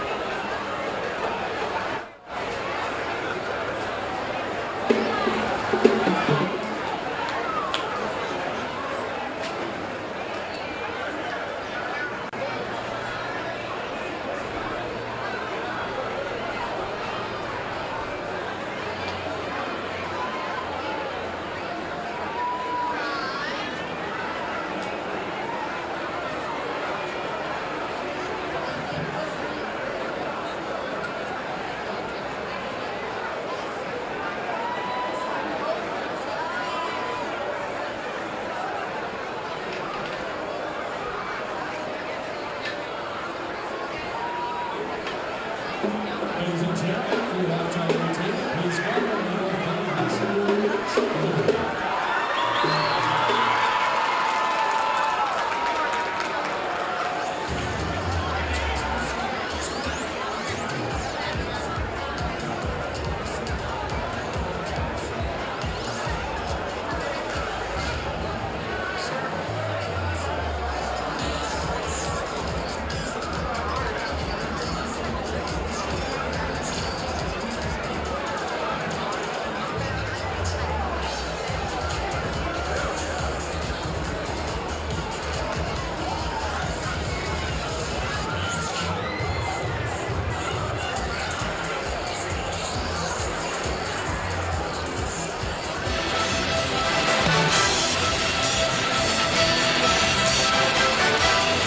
Halftime activities on the field. We are halfway through the OSAA U.S. Bank Les Schwab Tires 4A Football Championships. Our coverage on Comcast Sportsnet presented by your local Ford stores. 21-7 our score.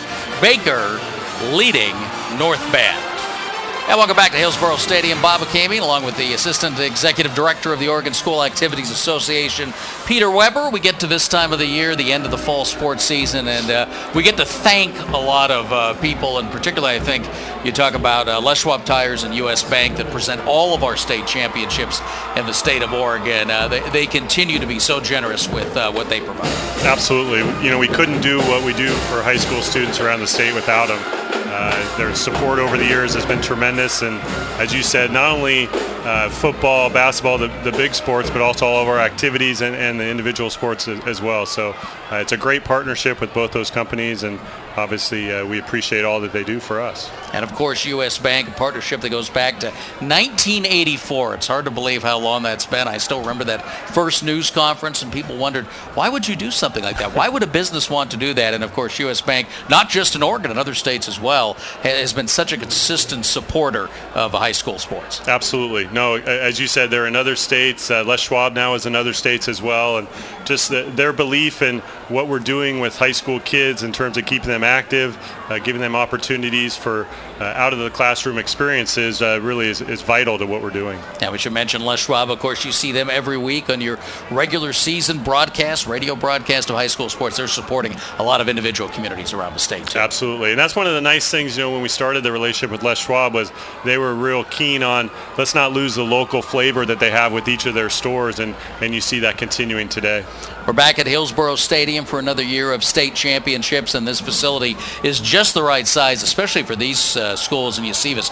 Great crowd here today, two towns that love their football, but it's great to have this many covered seats on December 1st. Yeah, this time of year you need all the covered seats you can get, that's for sure. It's great to see these two communities come out.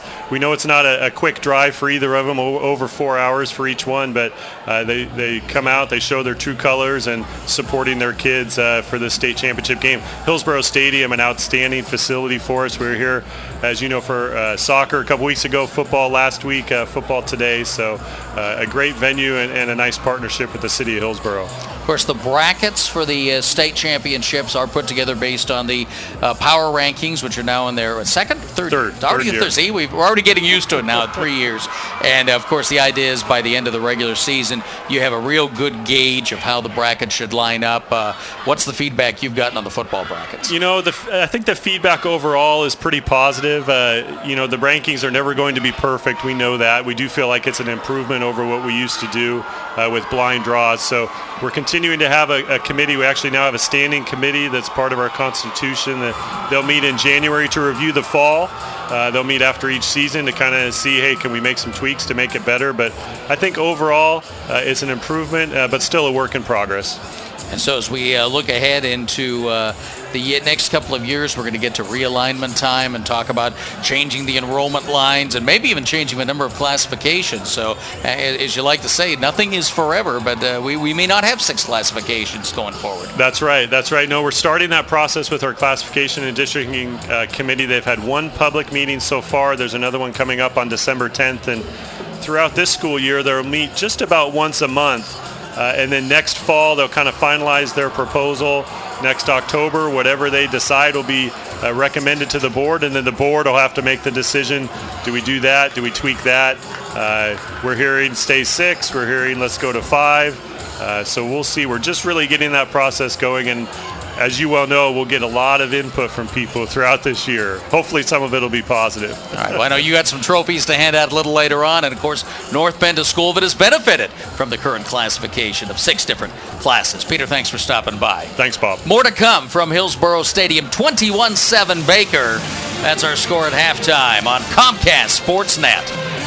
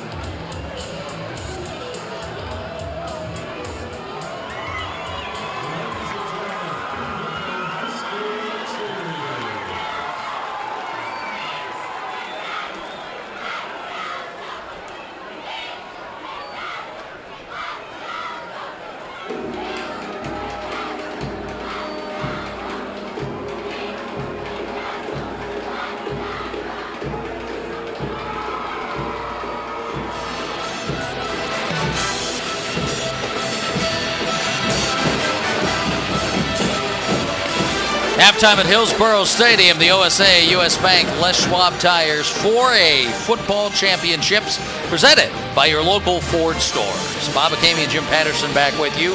So, a couple of coaching staffs who've been scheming away throughout the day back in the locker room.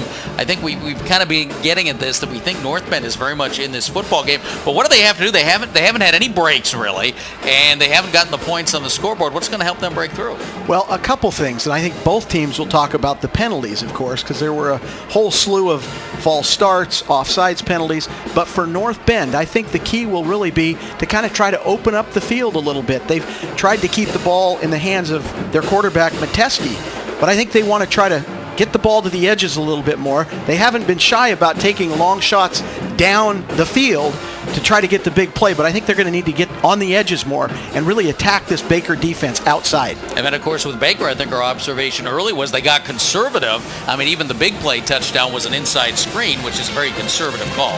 Yeah, and then they were conservative in that last series, but, of course, all they wanted to do was get first downs and keep the ball to run out the clock. All right, well, we've got some of those first half highlights when we come back to Hillsboro Stadium the 1st of December. It's title time on Comcast Sportsnet.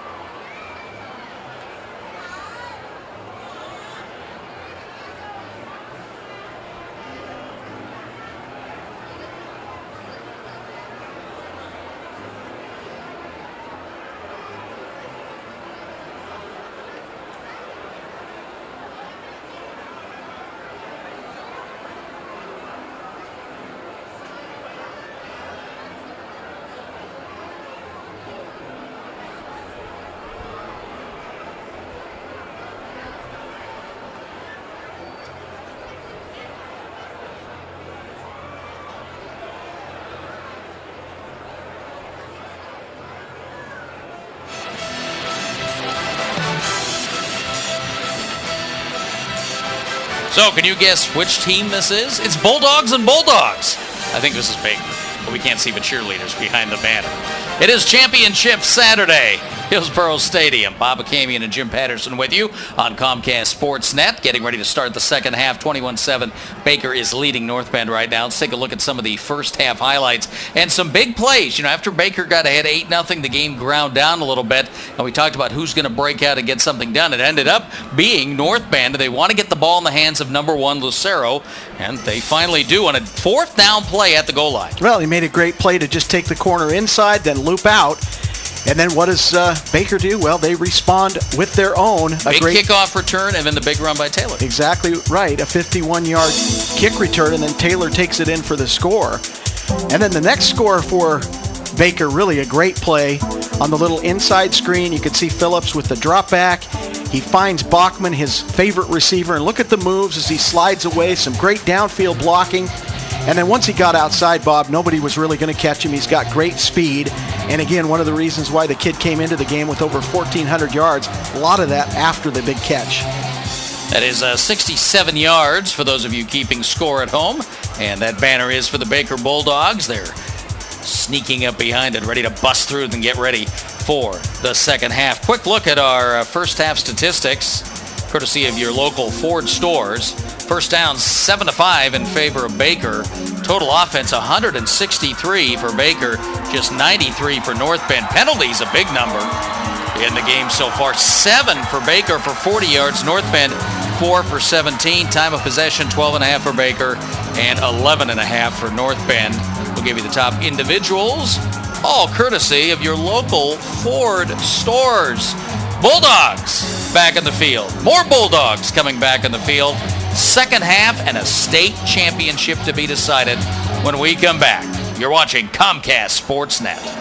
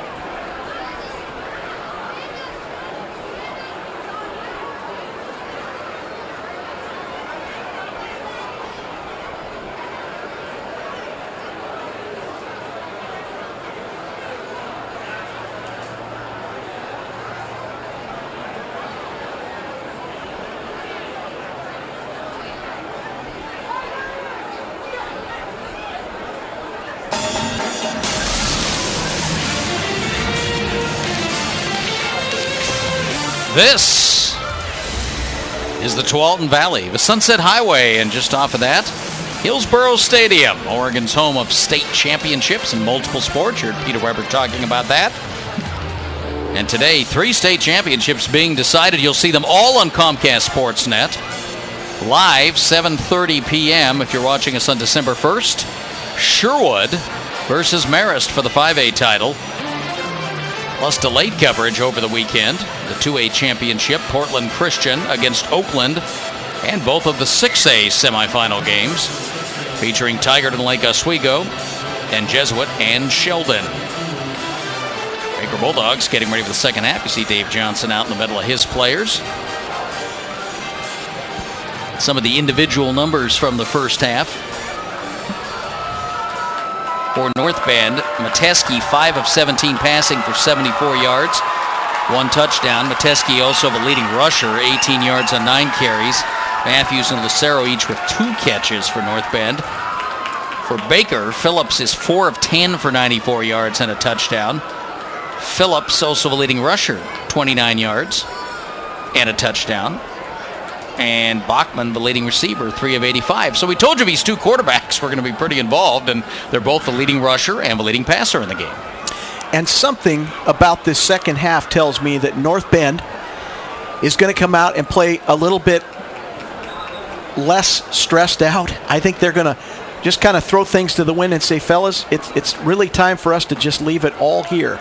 They've only been here. This is their first time. I mean, they've never made it past the quarterfinals. And my sense was they played a little bit tight and a little bit more conservative than they have throughout the course of the year.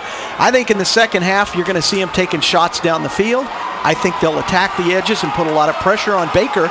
And then for the Bulldogs, it's don't get too conservative because North Bend can get back in the game very quickly.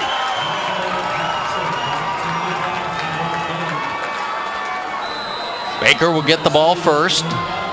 Rain we had earlier has let up, but it is certainly dark and threatening, and more weather to come as the afternoon progresses. A pop-up kick and a fair catch to start the second half. Baker starts at their own 38-yard line. Dan Stinson there, well coached on kick return.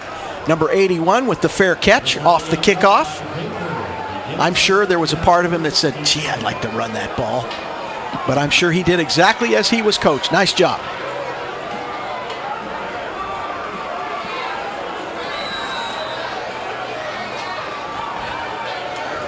Now, two things for Baker. We talked about playing to your strength.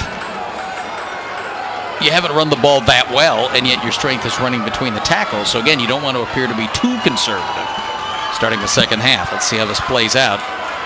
Good starting spot. Keeper, Phillips, waits. And look, a penalty flag. Yeah, and this is going to be a hold. North Bend was doing a great job of keeping the edge. We'll see the Baker offensive lineman essentially make a tackle, a takedown. We'll see as the ball comes to this side. You watch Phillips. Now watch down here at the bottom of the screen. There's the big guy right there, number 76. See? Grabs a hold of the jersey. There goes the penalty. I guess there was also a little block in the back action. He did both, too. Same guy. Here, watch. Right there. Right there. So Dolby's the guy that the official actually sees. Kind of puts a hand on him, but I see a couple penalties there, Bob, and the official caught one of them.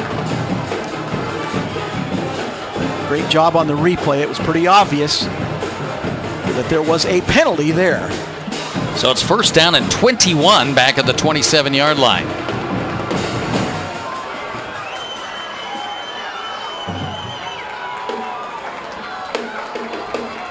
Taylor motioning away, setting up the screen pass. Taylor's the blocker. Bachman eludes one tackler and gets a few yards. Taylor got a little too far ahead to actually throw a quality block, but Bachman gets something out of it. Still be second and long. Well, North Bend real fortunate because that's a guy, Dane Bachman, number 4, that you don't get a lot of second chances. Tackling in the open field is so important, particularly when offenses like to get their ball in space. So now it's one-on-one, and you're going to have to make plays against a kid like Dane Bachman.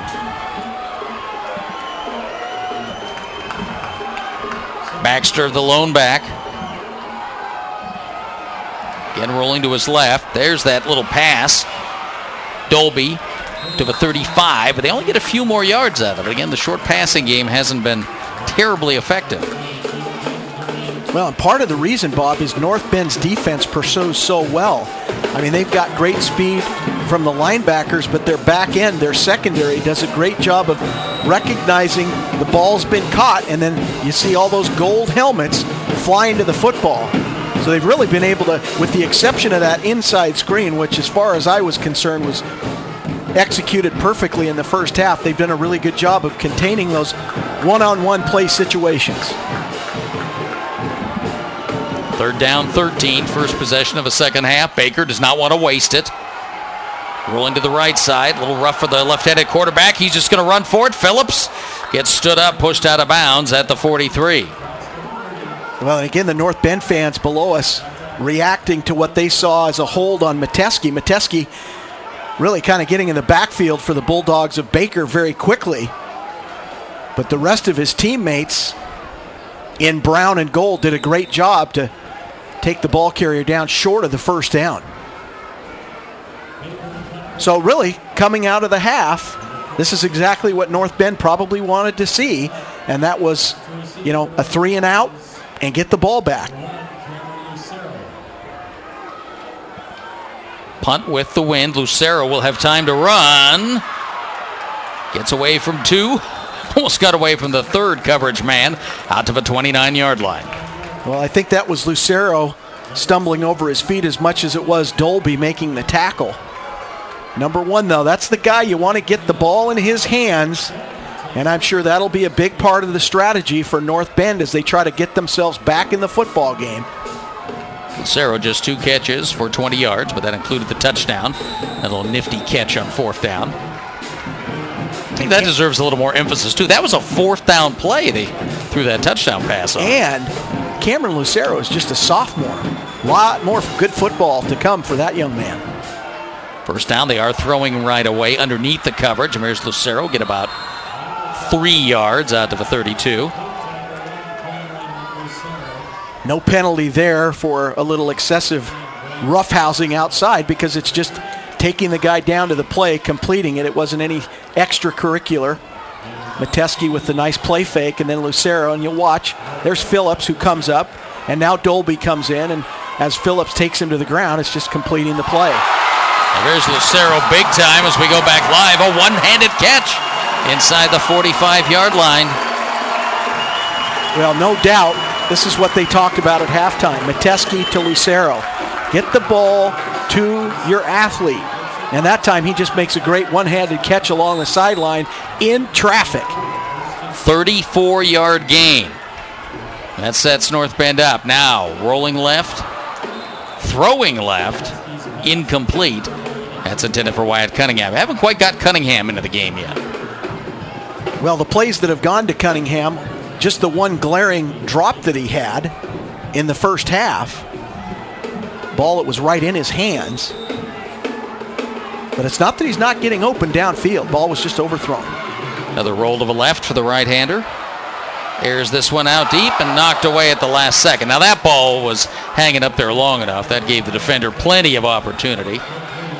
So Cunningham did what he could.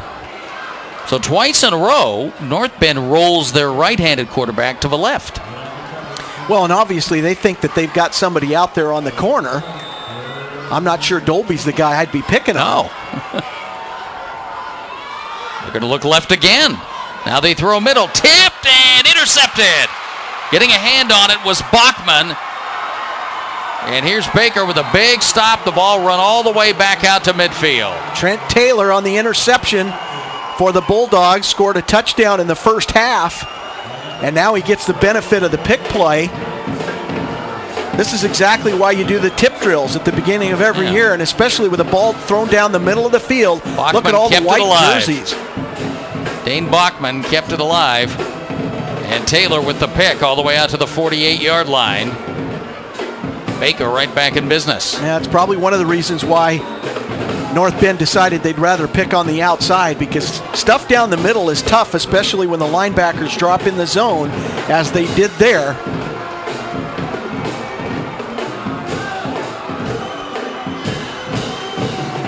Back to work for Phillips. Nothing doing. All brown shirts. Stopped at the 46. And Ryan Esparza celebrating, the veteran of the line. Well, between Mason Laird, Drew Matthews, Marshall Giles, and Ryan Esparza, North Bend has got a pretty potent defense. They've done a great job of containing Phillips here early in the second half.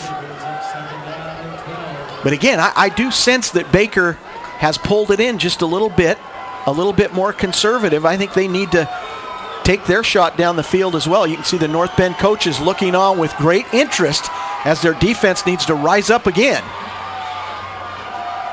Now, defense has played a pretty good game today, but now some penetration into the secondary. Ben Baxter starting to get loose. Again, held down in the first half. But now Baxter into some positive yardage. Well, once he gets through the defensive front, look at the little crease that he finds, and now he's in the secondary. Look at the block downfield by number 81. That's Dan Stinson. What a great kick-out block.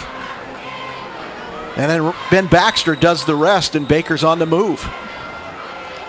10 carries, 25 yards for Baxter.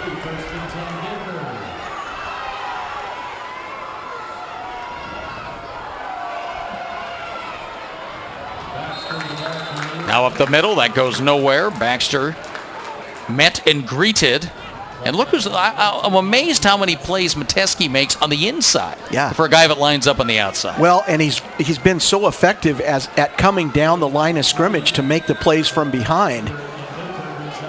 Obviously, they've decided as a part of their defensive scheme that they're going to stunt their line, especially the defensive end, down towards the A and B gap, which is towards the center. That's why he's making a lot of plays from the backside as he crashes down from his end position. Second down from the 30. Baker has to get to the 23. And they're going to get there in this play. And once again, number 14, Metesky in the middle of it. Well, and the thing that impresses me is the way that he's playing defensive end. So now this time, look, they try to get the kick-out block on him with the tight end. Look how he fights off that block, keeps that outside control, that leverage, and then he is able to turn the quarterback Phillips back inside where he gets some help from Mason Laird. Great play by the defensive end, number 14, Metesky. Now whistle, and do we have a timeout? Baker chooses to take a timeout. 7:42 to go in the third. Big opportunity for the Bulldogs to maybe bust this one open a bit. 24/7 Baker on Comcast Sportsnet.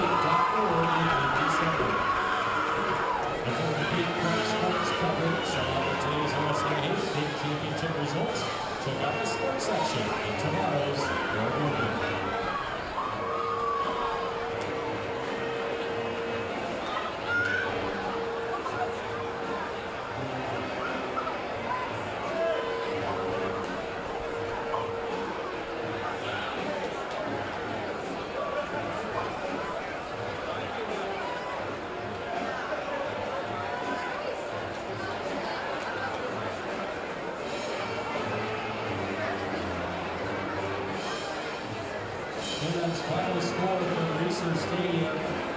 Oregon State 77, Nicholls State 3.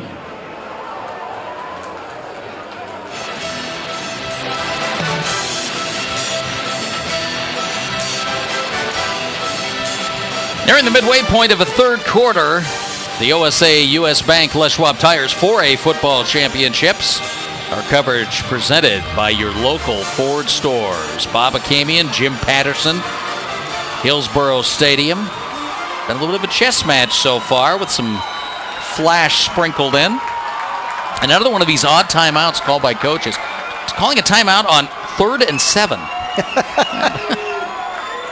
Well, let's see if it was worth it.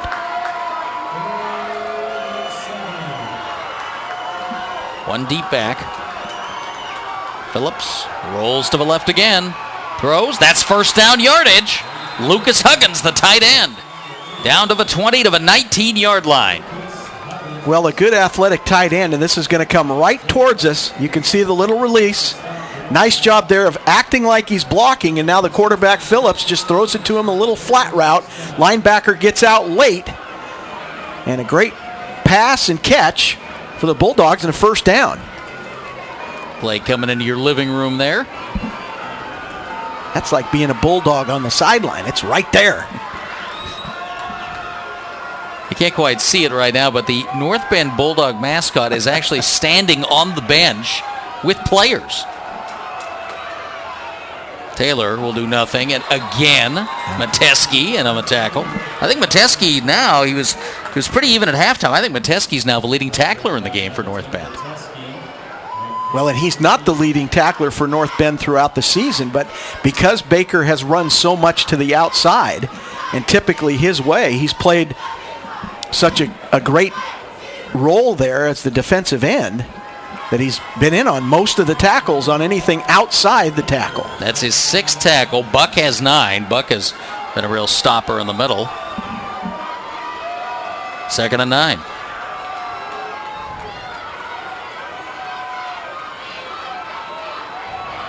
Taylor.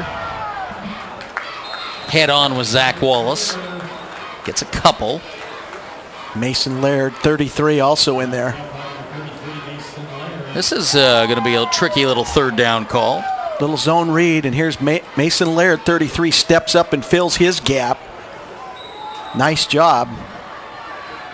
But Trent Taylor's a hard runner. And he showed a little bit of speed on the first half when he scored the touchdown. Also got the interception.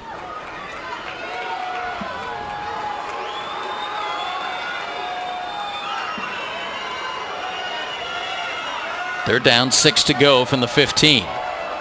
Taylor again. Bulldogged from behind by Marshall Giles.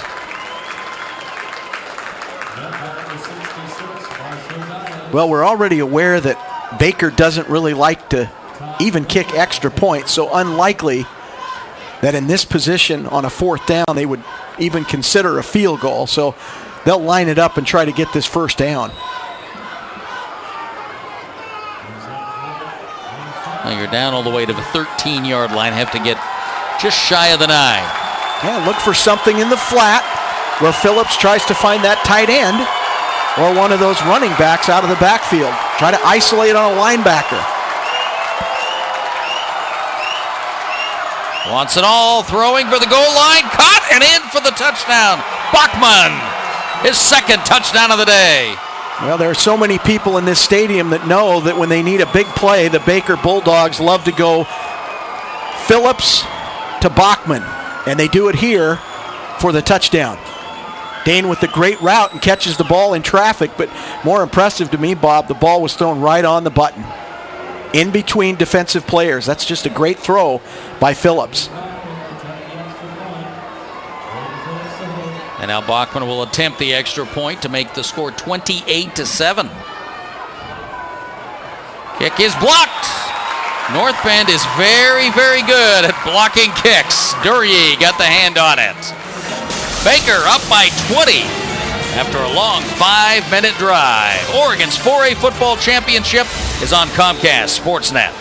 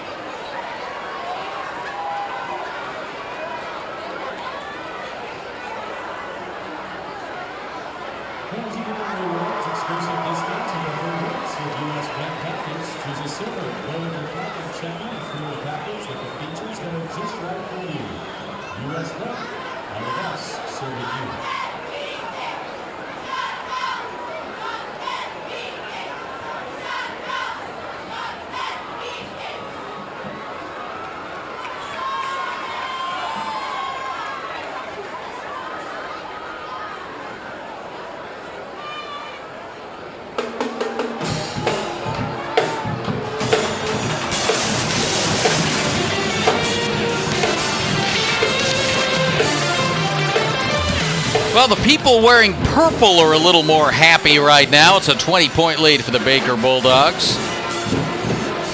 Let's take a look at the touchdown play. Phillips to Bachman.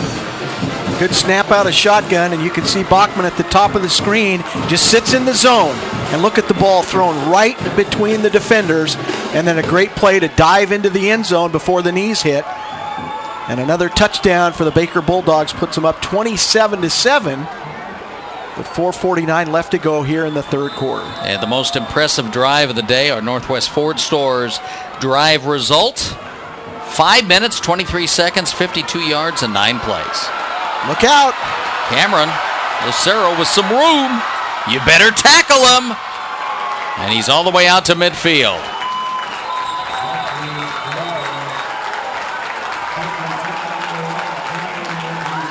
Nice run back by Cameron Lucero. Some good blocking, and then this is all him as he tries to run to the sideline.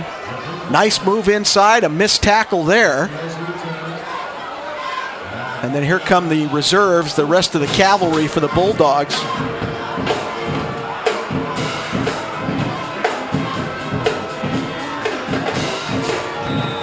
Big series here for North Bend. With Metesky at quarterback, they need to get something going here.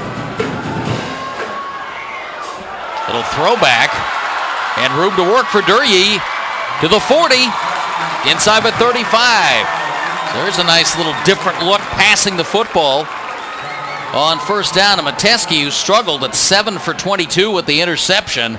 Quality look there, and now in a little bit of a hurry up for North Bend.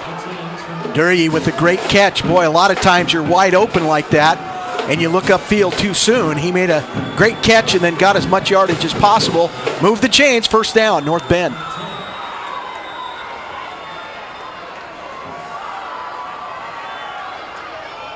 Draw back the other way. And that will end up losing a yard or two, depending on where the spot is. Pass completed to Matthews, but sniffed out immediately by Thomas Hamilton. Yeah, Hamilton was not fooled. His assignment is the flats in that defensive coverage. Did a nice job of making sure he stayed home. Kept a gain of only 2 yards on the play. Baker showing some blitz. Here they come.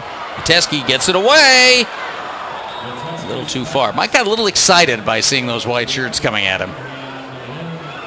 Well, then the issue is on most of the drop back plays, it's really a single receiver that they're trying to get the ball to. It's literally drop back, throw it as far as we can, and hope our receiver with their speed can run underneath it. Baker's done a nice job of making sure that there are at least 2 guys in coverage.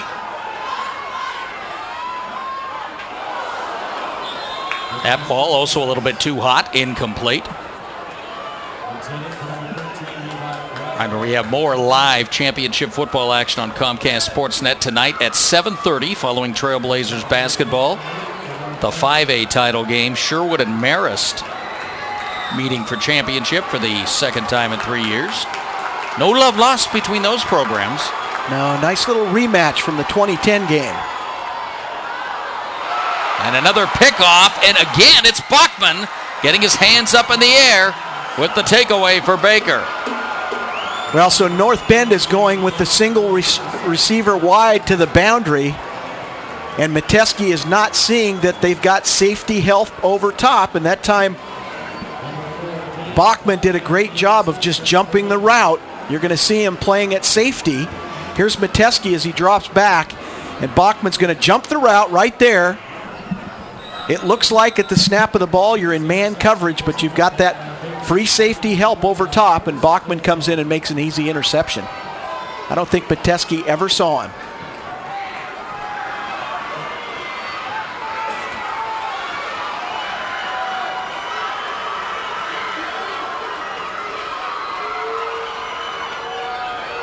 Now Baker will go back to the ground with a 20-point lead, and they get some good first down yardage. Baker Bulldogs starting to have a little more success. 115 yards now rushing, and North Bend held to just 19 on the ground. Now this is where they just decide this is smash mouth football. Look at the brown jerseys pushed down the field. Baker just firing off the line of scrimmage, those big guys up front. This is really where they have probably talked about, guys, once we get to the end of the third quarter, moving towards the fourth, this is where we really start to take control of the football game. Again, they've been here before, champions from 2010. They know what it's like to take control of a big game. Now a toss. Baxter won't get anywhere. He strung out well, as the North Bend defense has quite a bit today. Duryea was there first. Well, it's so interesting, Bob, that really where they've been able to get the yardage is up the middle, but anytime they go to the wide side of the field, look, there's that guy again, Metesky. Duryea comes up, nice outside contain, and great pursuit by North Bend. So really most of the big yardage have come off tackle, off guard, where they're running right at those guys. Final 2 minutes of the third quarter ticking away.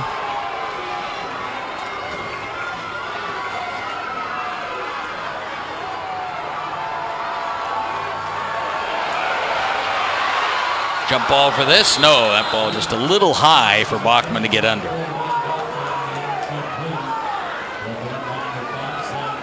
Receiving numbers today, Bachman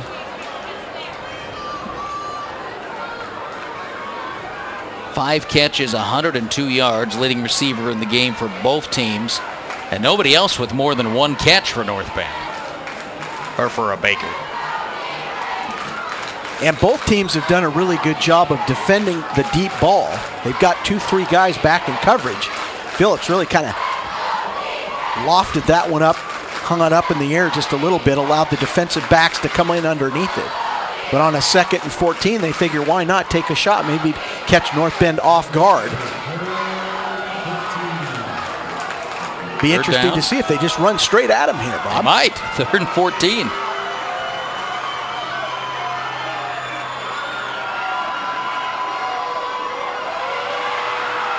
Emptying the backfield. That will be short of the first down, but got a lot of yards back with Baxter. Baxter's 2nd catch of the game. Well, just an isolation play, get the ball to the back out of the backfield. Look, he comes out from the little fullback position, and now he's on a linebacker, Giles. He simply can't catch up.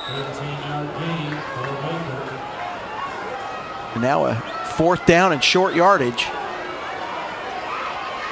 Impressed with the play calling by Baker. They've been able to identify some of the weaknesses in that North Bend defense, who throughout the years been very stingy, not giving away very many touchdowns. High punt snap, but Bachman will get it away. High with the wind, bounces back the other way. Baker better get somebody on it, and they do at the 36-yard line. Wow, what a smart play. Because the ball wasn't covered, Lucero's going to pick it up. Lucero cutting back, right, left, escapes. Touchdown, North Bend. Bob, that is probably one of the most intelligent football plays that I have seen in a long time. That's a kid that knows the rules of the game. And the officials did a great job of not blowing a whistle, but Lucero, what a smart play. Typically you think, well, the ball's been touched, so it's down. No, he picked it up and ran all the way down the sideline. Then he gets a nice little block here by Duryea. Look at the little cutback. Duryea stays on him. Bachman not able to stop it. Boy, I'll tell you, that surprised Baker and everybody else in the stadium. Wait for the official yardage on that. I think it was about 50. Here it is, 60 yards officially. Well, we talked about getting the ball in Lucero's hands. Not necessarily this way, but whatever works. That will be one of the most creative punt returns for a touchdown you'll see. North Bend will go for the 2-point conversion. Got it, Lucero! And now it's back within a 2-score margin with the entire 4th quarter stretching out ahead of us. Boy, what a sophomore number 1 is. Cameron Lucero. And you know, on the punt return, here's the deal. So the ball gets touched, but not downed, and everybody in a white jersey stops. And Lucero picks it up and takes it for the score. What a play. Nice little inside route, just a release. They play way too much cushion down on the goal line. And Lucero with an easy slant route, nobody getting a body on. No, just a simple little slant route for the 2-point conversion. So it's a 12-point game. When we talked about the kicking game, Baker's struggles with converting kicks. And North Bend now takes advantage, converting a 2-point conversion. Baker's converted a 2 and has missed 2 kicks. And a lot of teams at 27-7, with the way the game's gone, not necessarily in their favor, would pack it in. But this is a championship game. North Bend has never been to the game. Their crowd is into it. They've made a big play, and now going into the 4th quarter, they're only down 12 points. They're right in it, and these big plays can get them back even closer. Having North Bend players exhorting the crowd to be loud. Drove all the way up here. Make some noise. Squib kick recovered at the 34-yard line for Baker. Well, and it's funny how one play during a quarter where it feels like one team is so dominant, one play like that, which is kind of a non-traditional way of scoring a touchdown. I mean, I can't remember the last time I ever saw that happen at the high school level. That's just a brilliant play by a really intelligent football player. But Well, now they're back in it. And, there was a little bit of panic caused by that ball bouncing the wrong way. So as a special teams player, you're going after it. I'm going to knock it down and cover it. But you got to cover it. Got to get the play dead. First down for the 35.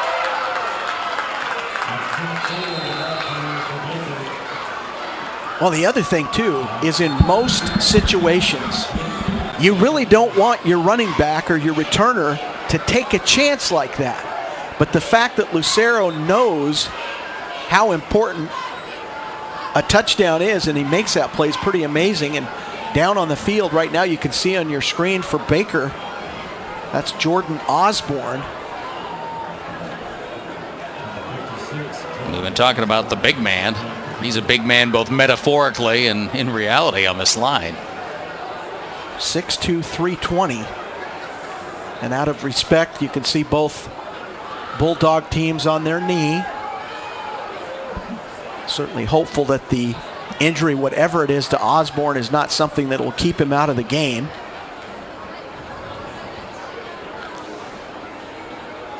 It's even time. We have 51 seconds left in the third quarter. And, of course, if you're North Bend, you can't wait to get back and play right now. You just made a big play. You see Dave Johnson sending a substitute in the game for Osborne. Gabe Logsdon, who's pretty good sized at 6'2", 260. Baker expects to have a very good basketball team this year with not just the size, but the strength of the size. Yeah. Well, they've got some big boys from Eastern Oregon. That's a good sign that the big boy is going to be able to get up, hopefully put some weight on that left leg or ankle. Speaking of big boys who are impervious to the cold. How about that? Of course, if they were at Baker Bulldog Stadium right now, this is how they'd be dressed anyway. That is one of the better places to watch a game. Grandstand's very close to the sideline. There's Does no the track. E stand for eat? He's not missed many desserts. But I'll tell you what, this is a great atmosphere with these two communities and these two schools. Boy, they traveled really well, and they had a ways to come. Yeah. But it's worth the drive to play in a state championship, no doubt about it.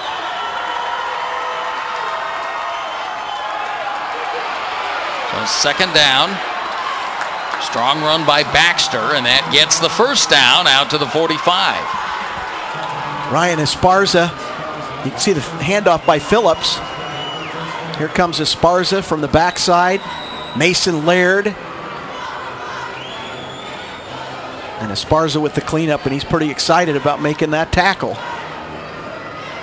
And that should take us down to the end of the third quarter. Let's see if Baker Bulldogs choose to run another play. They do not. And that brings the third quarter to an end. 12 minutes of football, 12 minutes left in some careers here at Hillsboro Stadium. The Baker Bulldogs trying to win their second state championship in 3 years. They lead North Bend 27-15 on Comcast Sportsnet.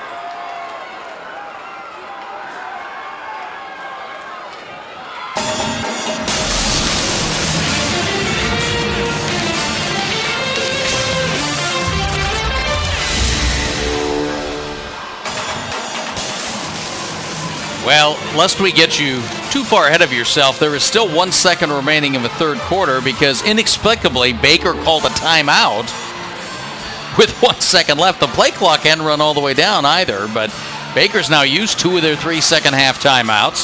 They have a 27-15 lead, so we will run one more play and then begin the fourth quarter. Bob Akamian, Jim Patterson with you. The OSAA US Bank Les Schwab Tires 4A football championships. Our coverage presented by your local Ford stores.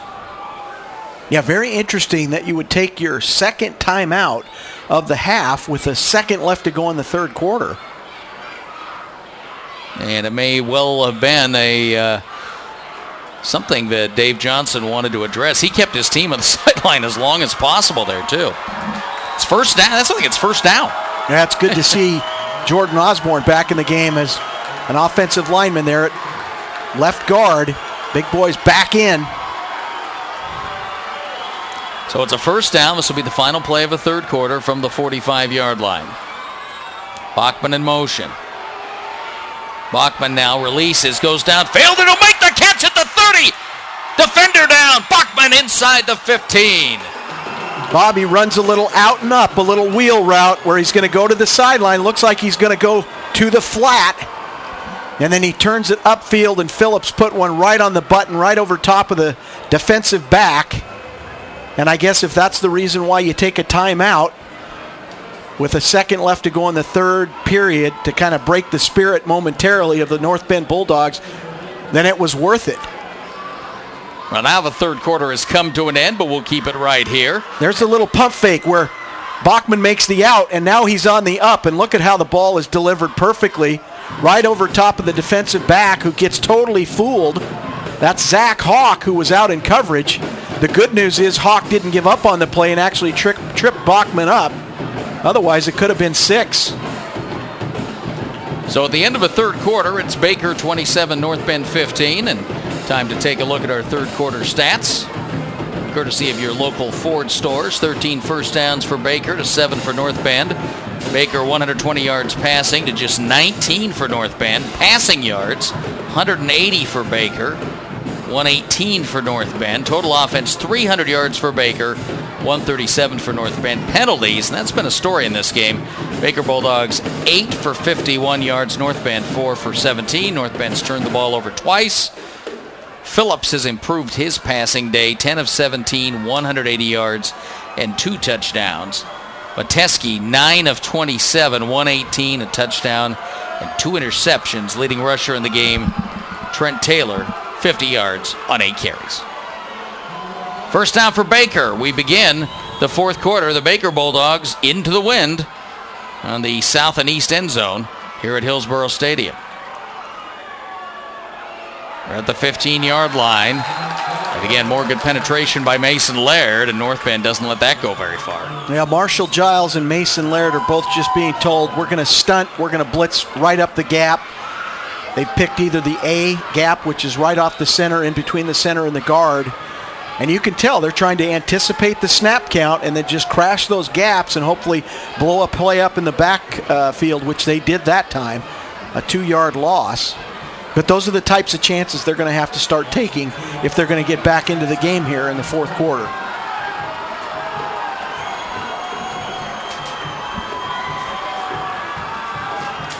Second down play. Spread out for the quarterback. And again, good pursuit by North Bend. Started with Hawk, finished by Mateski. And as we look at the replay, I just, how impressive it is that North Bend strings this thing out. You can see Hawk in pursuit. He misses the tackle, but there's the defensive end who doesn't overrun it, breaks down, and brings down Phillips.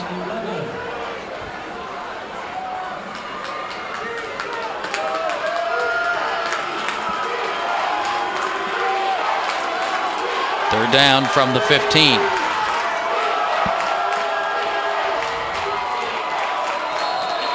Lots of movement. The motion caused the jump, and we'll see if they whistle Taylor for this. They will. Taylor kind of hesitated on his motion. Dead ball. Ball start. offense. 5-yard penalty. And obviously he Down. caused somebody else to jump. Well, North Bend actually was pretty active on the left side of the screen, the defensive end at the top of the picture, but he didn't jump into the neutral zone. And I think the offensive players actually reacted to that. That's why they get caught for the illegal procedure. So now 3rd and 15. Baker needs to get to the 5-yard line. You can tell this is a pretty big play here at 3rd and 15. All the folks from North Bend are on their feet, making some extra noise, trying to get their kids to make a stop. Rolling right. Phillips throws, incomplete. Again, tougher side of the field for him to throw to. Had a look at Huggins, the tight end. And again, now this is 4-down territory going into the wind without a significant kicking game. I like the route because they also put Dane Bachman, who's typically the target, out in that same area, and then they try to drag the tight end underneath, but the ball was underthrown. So a good idea and a good route, but the ball wasn't delivered from Phillips. So now 4th down. I'm sure we'll hear a little extra noise from the Bulldogs in brown as Baker lines up for this 4th down play. Take a long time in the huddle. Slot formation with Huggins to the right. One back, that's Taylor. He'll block. Phillips with time, now throws up a wobbler for the end zone. Jump ball caught by Bachman. Touchdown, Baker. 3rd touchdown of the day. What a For catch. Dane Bachman, and that's the most spectacular of them all. Well, and there again, as a wide receiver coach, what do you tell your guys to do? Because you're going to see he's surrounded by North Bend defenders, but you've got to jump and catch the ball at its highest point. It's literally like rebounding a basketball. And Bachman got great position in the end zone, essentially boxed the defenders out, and then caught the ball at its highest point. What a touchdown catch for Dane Bachman. Crable in for the extra point. North Bend sending that kick block team in. Something they work on quite a bit. We'll take a look at the touchdown here before we kick it again. Well, he's got, first of all, Phillips has got all the time in the world. He's looking. Now he just throws the ball. This is a jump ball. This is Hail Mary. And look at who goes up at the highest Higher point than anybody, yeah. and pulls the ball down for a touchdown. What a great play. That's a championship type play right there.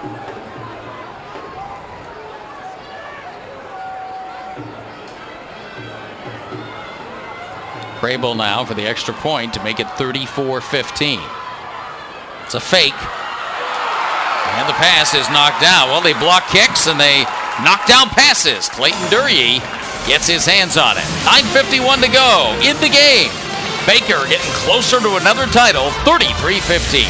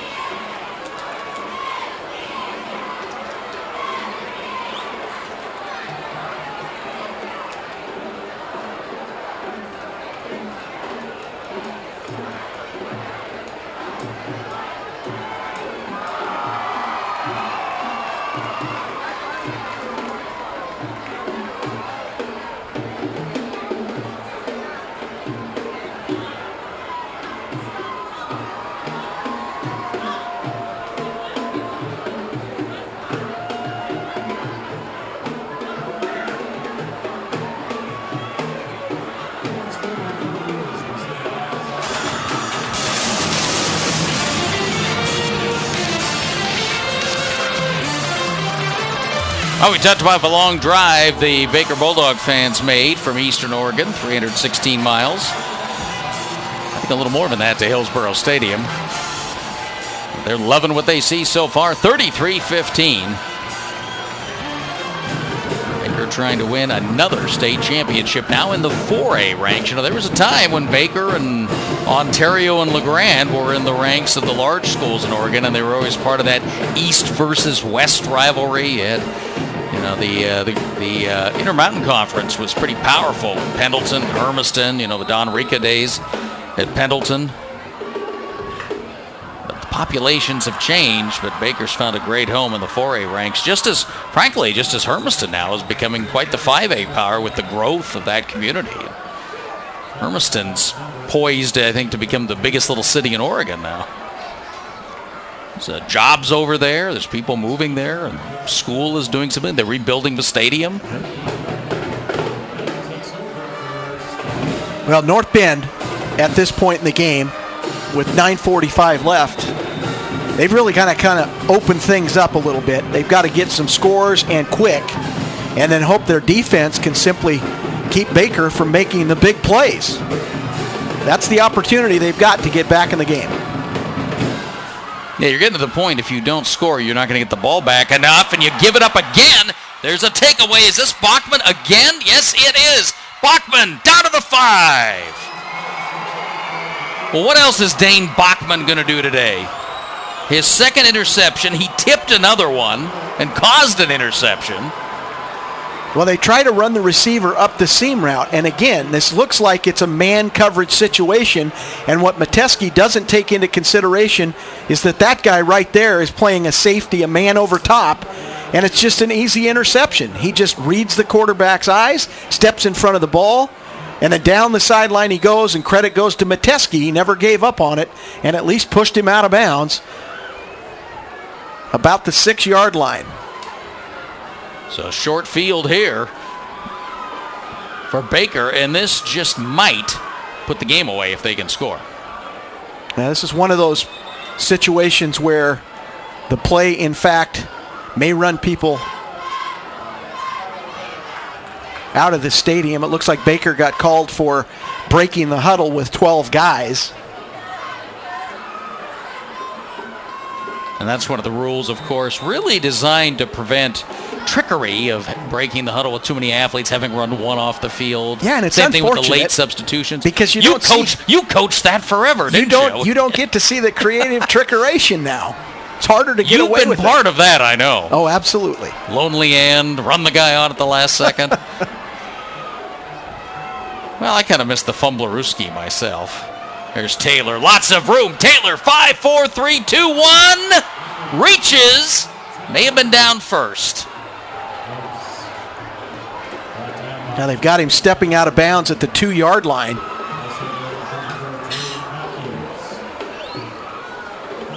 Now, Trent Taylor's the guy who stepped in and played big time after Baxter got hurt. Look at this. Boy, this is right in your living room. We're going to get a great view. He ends up, there's he's his foot out at the 2, but he reaches the ball into the end zone. Yeah. Give it again. Taylor rewarded to the goal line. Touchdown, Baker.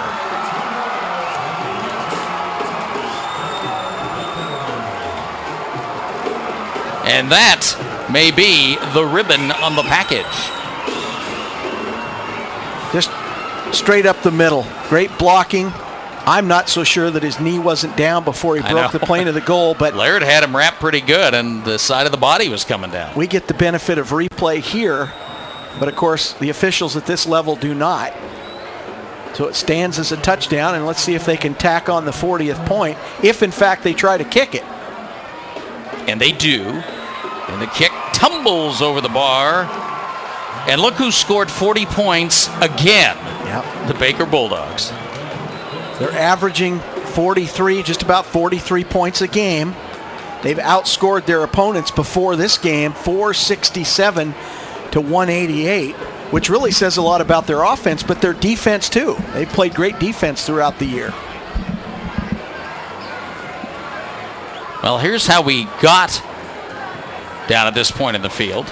again, Metesky trying to make something happen. So they think, got a guy in the seam, and then boom, right there, he steps in front of, that's Dane Bachman, steps in front of the receiver. A lot of wide open space, and you'll see the quarterback who plays defensive end making a play to knock him out of bounds at the 7, and then they score 2 plays later. Now, there was a penalty flag in the extra point. The point stands. It is 40-15, and I think the flag was picked up. And we'll see, of course, where the ball's marked. They're just bringing the ball back to the kick. There may have been a personal foul penalty on North Bend on the extra point. But the flags have been picked up. The referee has signaled nothing. And Bob, one of the things I hope that people will keep in perspective, especially those ardent supporters of the North Bend Bulldogs and the players and coaches themselves, is that there are a lot of teams today, December 1st, that are not playing in this game. And you make it here for the first time, it's a lot of pressure. There's a lot of pressure, self-imposed or otherwise. And the point is, to get to this game is a significant accomplishment. And I know that to lose is like, and finish second is kissing your sister, so to speak, but a big accomplishment by North Bend. And they've represented themselves in their community very well. And the game is not over yet, but at 40-15, they've got a big close. And a lot of things are going to need to happen. There was a personal foul penalty, so the ball's marked up to the 45 of North Bend.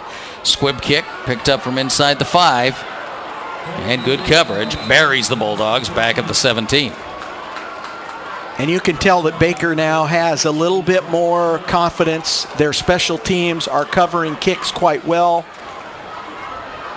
That's what happens when you play a team that's been here before, been in big games before. Not a lot of things will rattle kids that have played for titles and won them. And really that comes down to the difference in a game like this sometimes, is just experience. Limiting your mistakes or the big mistakes. And when this thing is all over, turnovers are going to be a big part of one of the reasons why North Bend struggled so much. And for Baker, it is a battle. The long ball is incomplete. Baker being a border community has to play Idaho schools, so you get a mixed bag. Their only loss this year was to Fruitland, who was not bad, but you always play Weiser and Payette, and you play down, you play Vale because it's a neighborhood game you can get. Although Vale's certainly not the program it was in the past. So Baker tends to suffer. We talked about the power rankings with Peter Weber at halftime. They don't ever get that top seed, even though they win their league. And so they'd have a little bit of a rougher run through postseason. They had to play Cottage Grove, who was fairly explosive, and outscored them. And then they turn around and shut out Scappoose. Yeah. So that shows you a little versatility. Win games in postseason like that. Well, the other thing that strikes me in terms of the offensive strategy for North Bend is that the routes they're running now are just simple fly routes, go routes, and you've got to be more creative than that. Uh-oh, you don't want to give it up, because guess who? You're going to get picked off and into the end zone. Thomas Hamilton, the sophomore. Well, and that was a simple route, a little out route to the back, trying to slip him out into space, but Hamilton had his eyes all over his responsibility. And you'll see, again, Metesky looking all the way at who he's throwing to, and then Hamilton actually tips the ball, keeps it in play, off the helmet, off the face mask, and walks done. Boy, him and Lucero, 2 young guys, we've seen them do an awful lot today. Here's the extra point. Blocked again. North Bend doing what they do well, but Baker keeps extending the lead. Just under 9 minutes to go. 46-15 for the Baker Bulldogs on Comcast Sportsnet.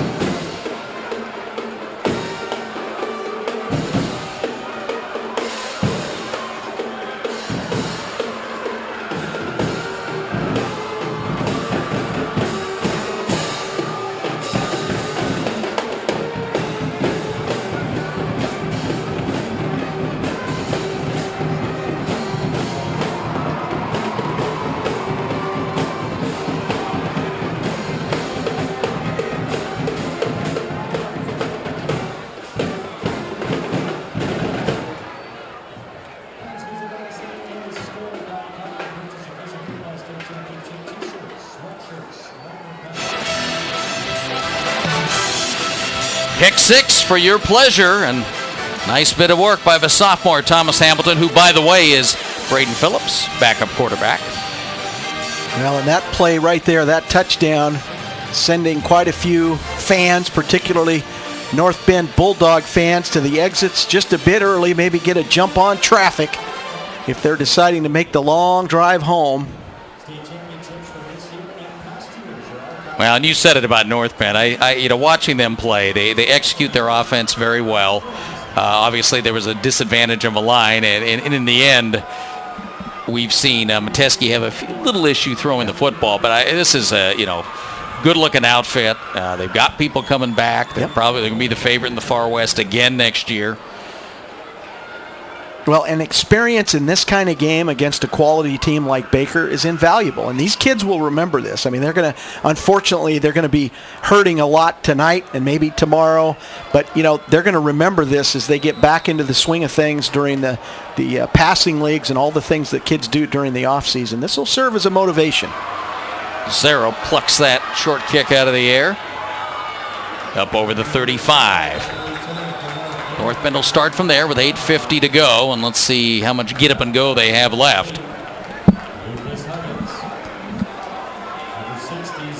One of the best seasons in the history of the program. And, again, the whole North Bend Marshfield thing was huge through the 60s, 70s, and I know when I first started covering Oregon high school football in the 80s, you had Howard Johnson was at North Bend, and John Johnson, of course, the great Johnson family of Sheldon now, but he was coaching at Marshfield, and that's, of course, where Marty Johnson and Lane Johnson came up as players. But there was some big-time football, and I can remember going to some North Bend Marshfield games at the end of the year in sideways rain, especially in the old stadium. Those places. Sussex Field's pretty nice, but the old stadium in North Bend, you'd get a little water going, a little wind in November. That was men's football there. See Levi Ryder, number 13, ball through his hands. Metesky actually threw a great ball, just didn't get caught. Metesky playing some hurry up now. Pressure. Hit as he throwed. Intercepted. That ball hung up in the air, and it's picked up by Dolby. Dolby stopped at the 39. Well, there is a penalty flag down at the 45-yard line of Baker. Dolby getting congratulations from his teammates on the interception. Holding, and that is on the return, so the interception will stand. Yeah, it's just a case again where Metesky's trying to make something happen. He gets late pressure, does the pump fake, and then the ball just hangs up in the air. And you can see that it's thrown into coverage. Dolby makes the easy interception, and then right in this area, off camera, you're going to have a hold. The officials picked that up. Levi Ryder, who dropped the pass the play previous, is actually the guy that comes downfield and makes the tackle, so he's stayed in the game as a sophomore, getting some experience here in the state championship game. So 3 interceptions now in the fourth quarter, 5 for the game. Yeah, and at any level, if you've got 5 turnovers, it is very difficult to win a football game. I mean, it's so much to overcome, and what happens is, if those turnovers are pick-six situations, they happen so quickly, it just takes your spirit away, really.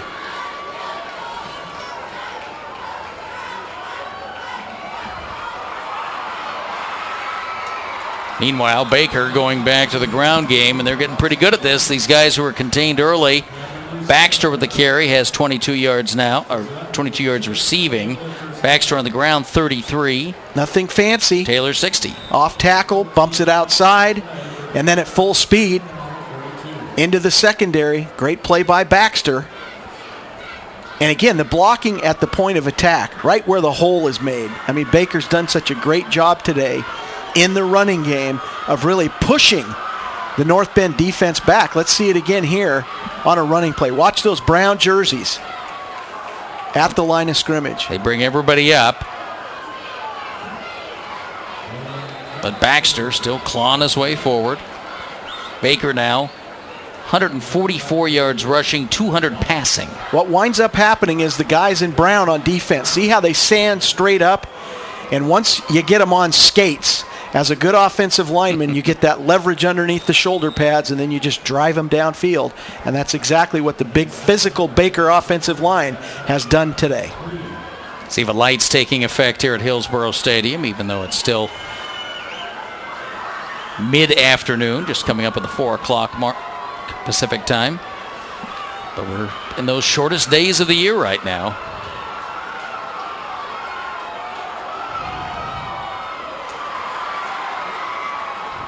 Klein, the backup tight end, with the catch down to the 40. And, of course, Baker just wants to keep the clock moving with this lead. They're ahead by 31 with 7 minutes remaining.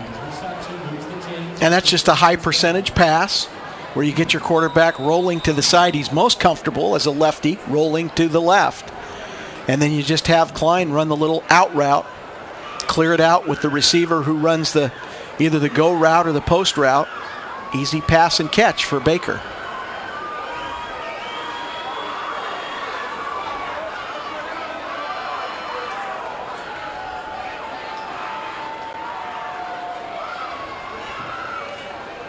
Baxter into a crowd. Still can't tackle. Well, that'll keep the clock running. Just don't go down.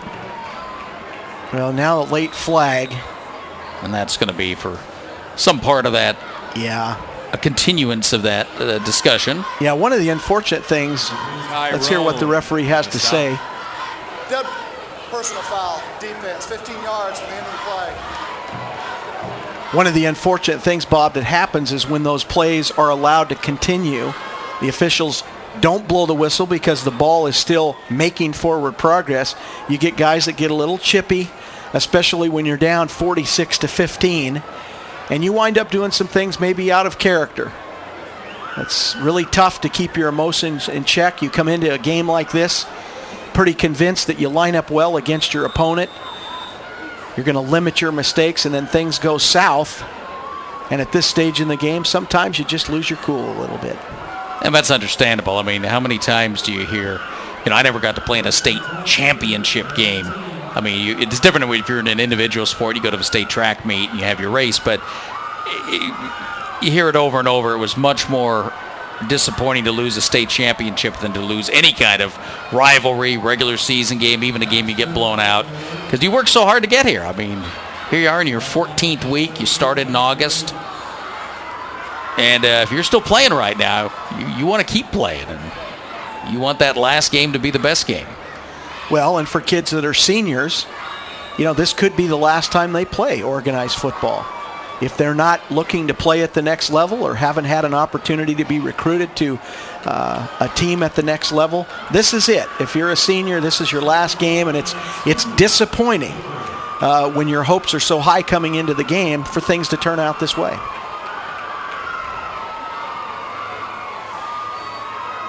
Baker just milking the clock here as we get down near the 5-minute mark, and North Bend still gang tackling.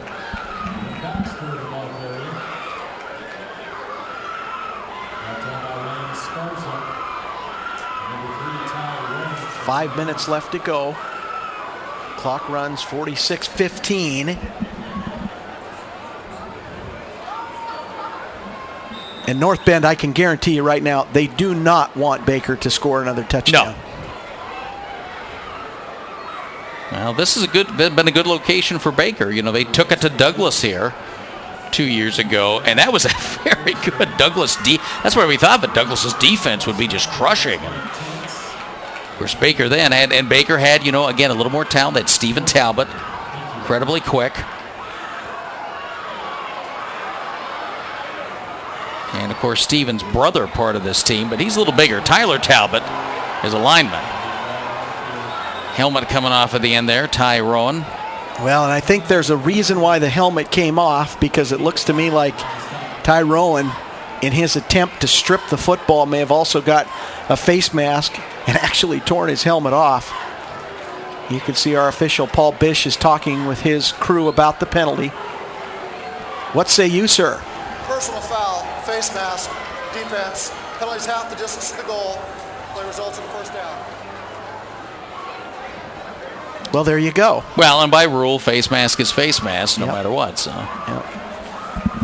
here it is. So as Rowan's Oh, yeah, trying to he's strip the reached it. football, he reaches through there. And right there, he's got a hold of the face mask. And it happens right in front of the official. Not a difficult call to make.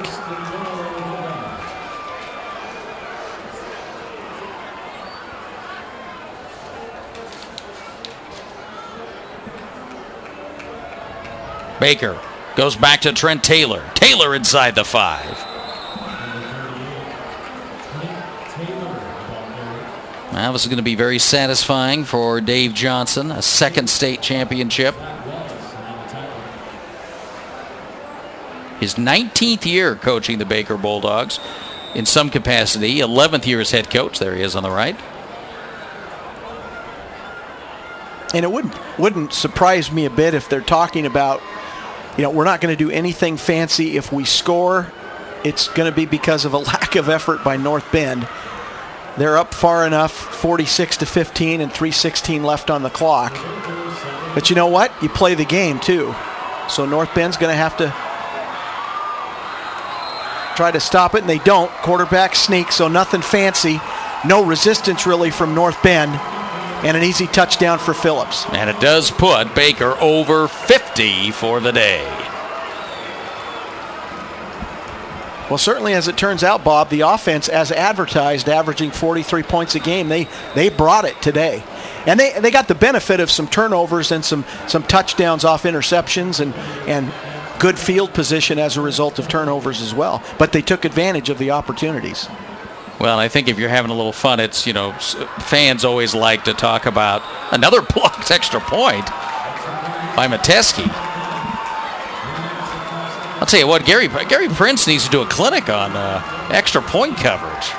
I think the other thing that might be playing into this is that the kicker is not getting the ball more than maybe 5 or 6 feet off the ground. And as you talked about coming in which is a before challenge the game, for Baker. It is. They have had all season long, the kicking game has been a challenge. But they're far enough ahead, and they took control of the game early that the extra points did not matter. Is this spelled right now? Well, I'm missing the K. B-A something R. What happened to K? Oh, K I think is standing behind there with the black. Well, if the they, eye purple. If they knew they were on camera, I guarantee you they'd get the spelling correctly. Look, the exclamation point was way at the other end, too. Well, Baker's putting an exclamation point of a season. No, I was starting to say, for Baker fans, it's always fun when you've had a couple state championships comparing teams. And I have to say, I think this team is more talented than the two teams in 2009 and 10, even with Stephen Talbot, Decker Smith, who was a tremendous leader, great linebacker for that team. But this is such a good combination of size of a line and speed and the way they execute it. And, taking Braden Phillips, a lefty, who obviously doesn't have the big arm, but the things they do with him, moving him, rolling him out, and they always have an option on offense. And the points they've scored this year, I mean, this will be the 8th game now over 40 points. And that's consistency. Well, and it never hurts to have big game players like Dane Bachman, who not only on the offensive side of the ball, where he came into the game with over 1,400 yards receiving, and I was prepared to see that part of his game really shine, but defensively in the secondary, he's just had a huge day today. No, if you're picking any kind of a player of the game, it's Dane Bachman for the big plays. Because if this game had stayed close, and I think we kept sensing this, that North Bend was going to have a chance. When North Bend started to pressure themselves is when the turnovers happened. So they'll keep the ball on the ground with 3 minutes to go. There we go. Good work, guys.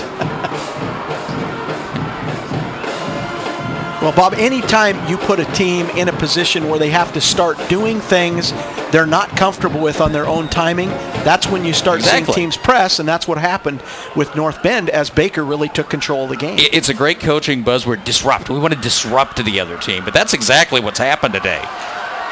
Now North Bend getting a little loose into the secondary, and a big run, one of the biggest runs of the day, and that is Dury.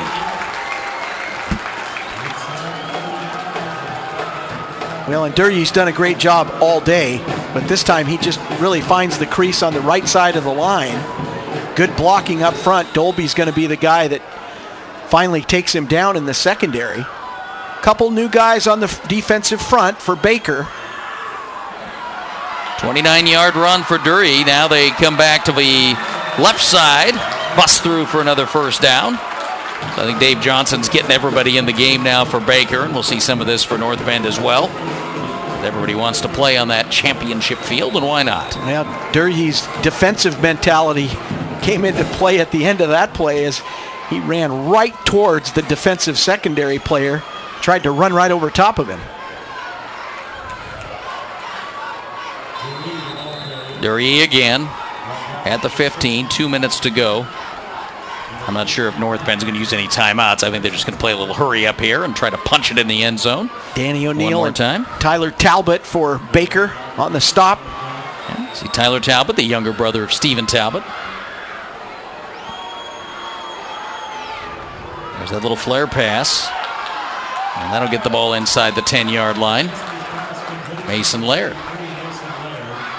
Well, and so some people might be thinking, well, why the heck didn't they do this a long time ago? And there's part of that Baker is... They were trying, but Baker disrupted them. That's exactly right. And Baker now really more satisfied to allow a lot of underneath stuff. So defensively, they're not pressuring the ball as much. And therefore, North Bend has opportunities to do that. And Mason Laird into the end zone from 10 yards out.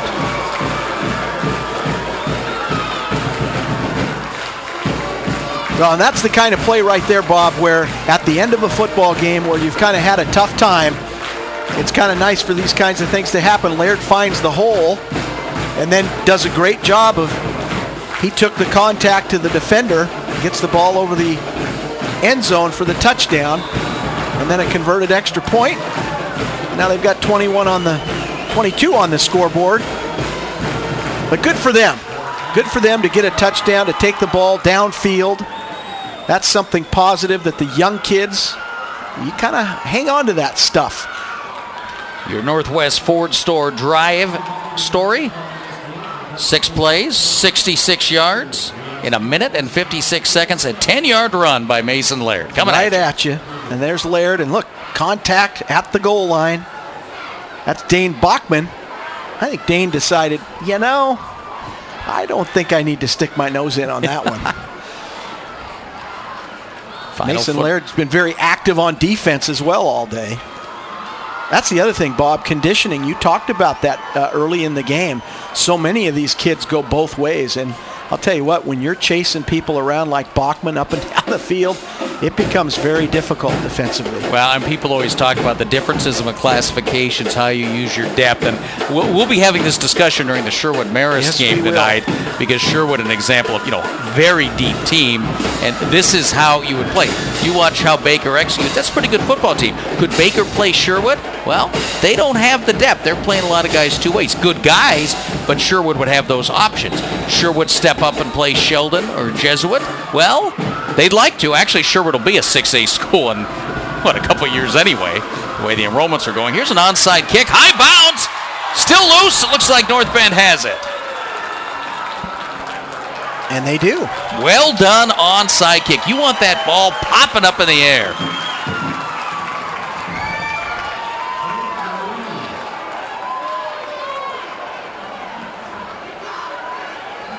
See, to me now, playing like this for North Bend, this isn't sour grapes. This is, let's finish the game, have a little fun, got something to talk about on the bus, something at the banquet.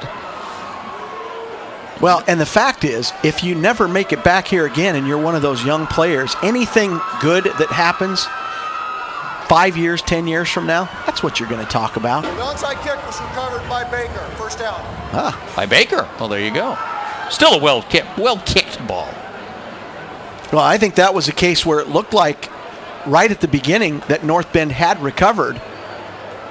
And I think the ball exchanged hands a couple times. It might have. Because it looked like even at the end, a North Bend player was on top of it, but he was rolling, and There was a Baker player there. They recover. So with a minute 2 to go, Baker can take a couple snaps, and then we're going to hand out a trophy.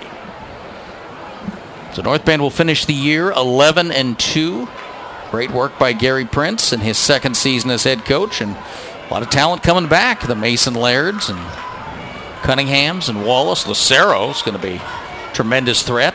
Drew Matthews, the slot. Baker will finish 11-1. Third trip to the championship game in 4 years. Second title. Yeah, the big question will be, who will they replace at quarterback for Metesky? If I'm coaching the team, I'm thinking to myself, Lucero might not be a bad option. You're running spread option? You bet. I'm sure that's come up in some discussions. I would be shocked if it didn't. And on the far sideline, they just dunked Dave Johnson. And that was the water with the ice in it, too. I'm sure he's thanking his players for that. 30 seconds left. There may be one more snap, but it looks like it's time to shake hands and celebrate at Hillsboro Stadium. Which is exactly what they're doing. A game well fought by both teams. Show of respect by Dane Bachman, Mason Laird, some of the guys that really mixed it up today.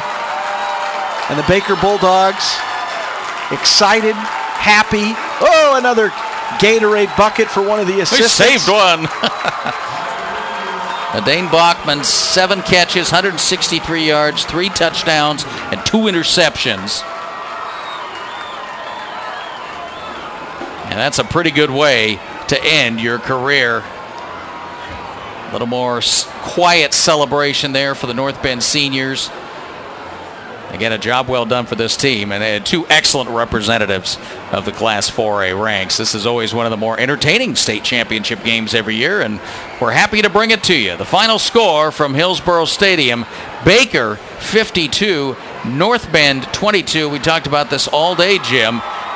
Executing, imposing your will. Even though Baker struggled a little bit, they were able to exert it. Let's pick up the second half highlights here, and it really was all Baker. Well, this is Phillips to that guy, Bachman. Dane Bachman. And then Lucero off of what was just a great heads-up football play. The ball wasn't downed on the punt. He picks it up, takes it all the way to the house for a touchdown. At that point, you really thought they were back in it. The two-point conversion was good. And then Phillips with all the time in the world. And again, Bachman, that guy, look at it. It's a jump ball in the end zone. And Bachman comes down with the score. And then this is where it got a little bit ugly. Hamilton, tip ball to himself on the little out route, reads it nicely. The pick 6 for number 7. A little celebration in the end zone. And the result, look at the smiles on the faces.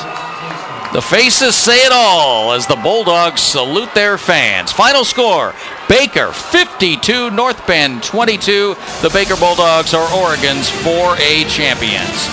For Jim Patterson, I'm Bob Akamian. Thanks for joining us. Trailblazer basketball is next on Comcast Sportsnet, and then we're back at 7:30 this evening with the 5A championship game.